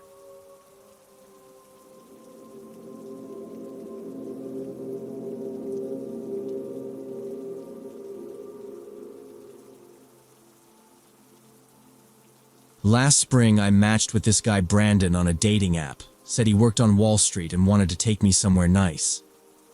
I was between freelance projects and figured a fancy dinner wouldn't hurt. Plus his photos made him look decent enough. He picked this expensive steakhouse in Midtown, the kind of place with cloth napkins and a sommelier. I showed up in my best dress, ready to make conversation and see if we clicked. Brandon was already there, checking his phone and looking impatient even though I was right on time. He stood up when he saw me, gave me a quick look up and down like he was appraising merchandise. The hostess led us to our table, and I could tell this was going to be a long evening. He immediately started talking about his portfolio performance before we'd even ordered drinks. He didn't ask me anything, didn't seem interested in who I was or what I did. Just launch mode from the start. Hedge funds, options trading, tax strategies, some fund he almost started. The waiter came by and Brandon waved him off mid-sentence like he was swatting a fly, then kept talking like we were in some conference room, and I was there to take notes. I nodded along just to be polite, but I was already mentally checking out. I glanced around the dining room, white tablecloths, soft lighting, quiet music, and started thinking of reasons to cut it short. Brandon ordered for both of us without asking what I wanted, telling the waiter to bring us the ribeye and expensive wine. When I said I was actually vegetarian, he laughed and said I could just eat the sides, like it was no big deal. "It's a phase," he said. "You'll come around." Then he smirked and added, "Besides, this steak costs more than your last paycheck, I bet." He said it like it was charming. I looked at the waiter, who froze for a second, then scribbled the order without a word. I didn't argue. I just decided I'd eat bread and call it a night. Brandon leaned back, smug, and started bragging again. He pulled out his phone to show me screenshots of his trading app. "Look at this candle," he said, holding it 2 inches from my face. "That's a breakout. Made 20 grand before lunch." I didn't even know what I was looking at. Just some candlestick chart and a green number at the top. He scrolled through more images, his thumb flicking fast like he was showing off family photos. The waiter came back with bread and water. Brandon snapped his fingers to get his attention, then complained the steak wasn't cooked right. "This is medium well. I asked for medium rare. You people can't follow basic instructions?" The waiter apologized and said he'd take it back. Brandon rolled his eyes and muttered, "No wonder you're waiting tables at your age." The guy hesitated, nodded, and walked off. I felt gross being there. I waited till Brandon looked away and mouthed sorry to the waiter, who gave me a quick nod. Brandon didn't notice. He just kept talking about himself. His condo in Tribeca, his Porsche. The dumbass at work who tried to pitch a risky investment. Guy's got the IQ of a fern, he said, laughing loud enough for the couple at the next table to glance over. He didn't care, just kept going. People are broke because they're lazy, he said. I grind. That's why I win. He cut into the steak like he was in a hurry, barely chewing before talking again. I picked at the sides quietly, keeping my eyes on the plate. The wine came, some bottle I didn't recognize, and he poured himself a full glass, then splashed me a tiny bit like he was doing me a favor.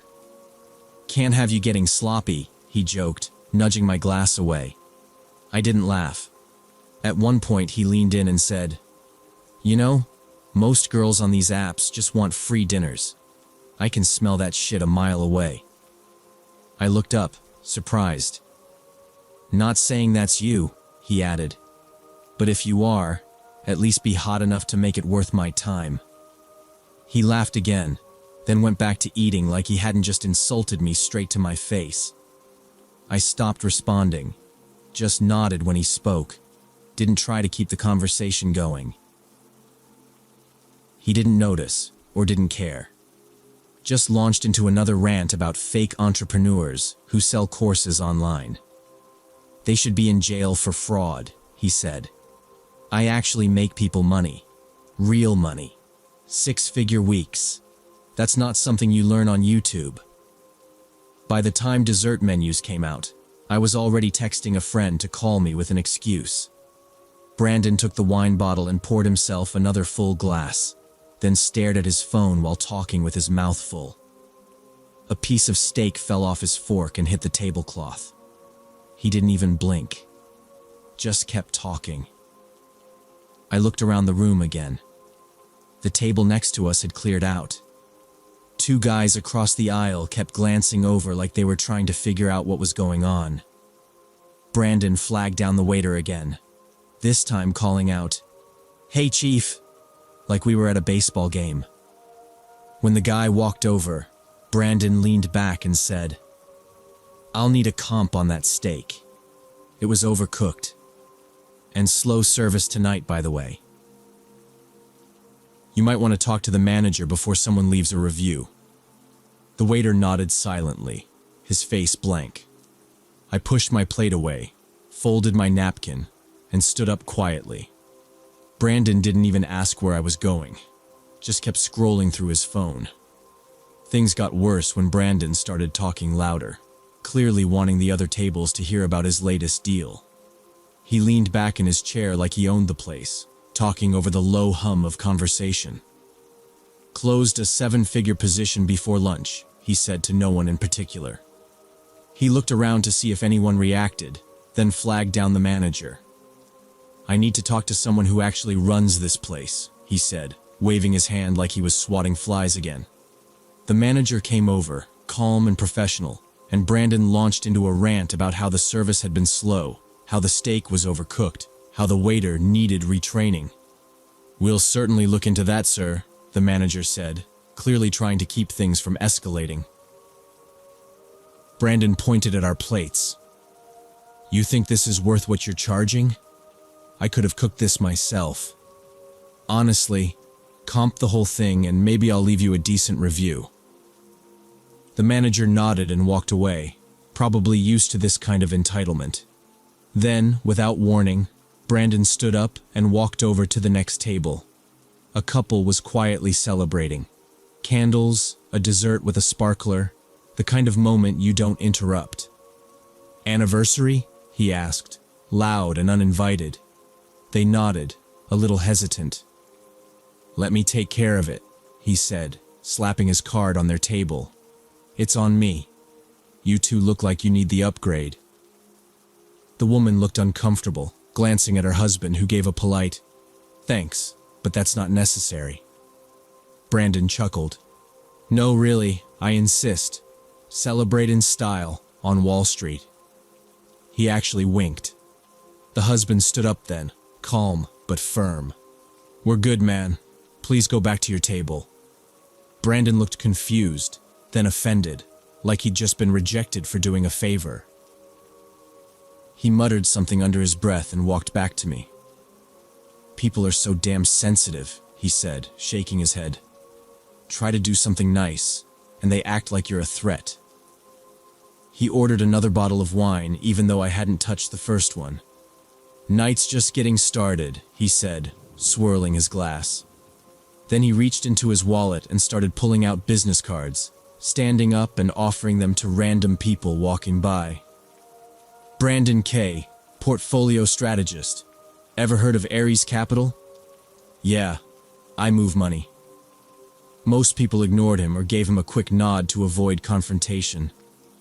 I sat frozen in my seat, pretending to text, plotting my exit strategy. I glanced at the exit, then the hostess stand, figuring out which direction to go if I had to bolt. When the check came, he made a huge production of it. "Don't worry," he said, loud enough for nearby tables. "I've got this." Treating the lady to something real. He pulled out a black card like he was unveiling a trophy. The waiter picked it up without comment, probably used to guys like him. Brandon leaned back again and said, "Bet you've never seen one of those before," even though I didn't respond.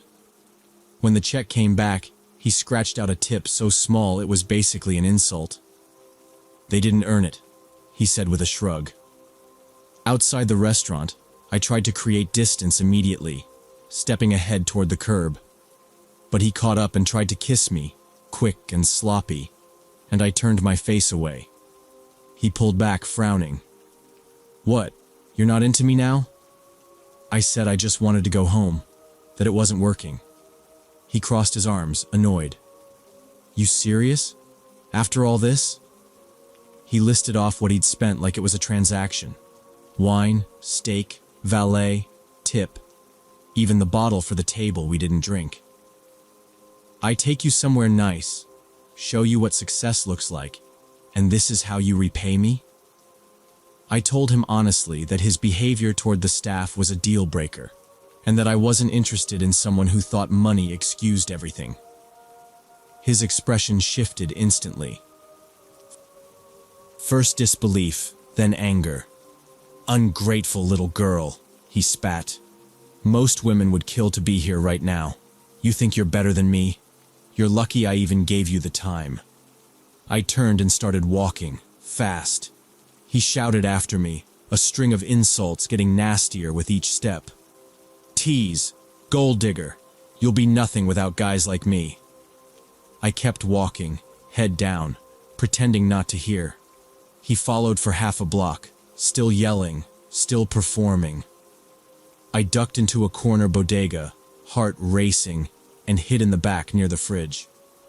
The cashier looked at me and said nothing, just nodded like he'd seen this kind of thing before. I waited 10 minutes, then ordered a water just to look normal and called a rideshare. I watched the window the whole time, making sure Brandon didn't circle back. The next morning, I woke up to 17 text messages from Brandon. The first few were friendly. "Had a great time. Let's talk. Hope you got home safe." Then they started getting colder. "So you're ignoring me now? Not a good look." By lunchtime, they were nasty. "Gold digger. Fake vegetarian. You wasted my time." Then came the threats. "You think you can ghost me? I know people. Agencies, clients. You're done." I blocked his number. He moved to Instagram, then LinkedIn, even Venmo. "You'll regret this," he sent with a $1 transfer. "You burned the wrong guy." I reported everything, screenshots, timestamps, everything I could gather, and filed a complaint on the dating app. They responded quickly, saying his profile was under review. My company's security team flagged his info and sent out a warning to the front desk in case he showed up. 3 weeks later, a friend at a design agency messaged me. "Hey, didn't you go on a date with a guy named Brandon K?" Her co-worker's friend had matched with him too. Same pattern. Wall Street job, expensive dinner, bragging, then unhinged when things didn't go his way. She bailed early and got the same flood of messages. Different insults, same threats. He didn't take rejection. He weaponized it. That's when I realized it wasn't a bad date. It was a tactic, a performance. A man who thought charm was currency, and when it failed, he cashed in rage.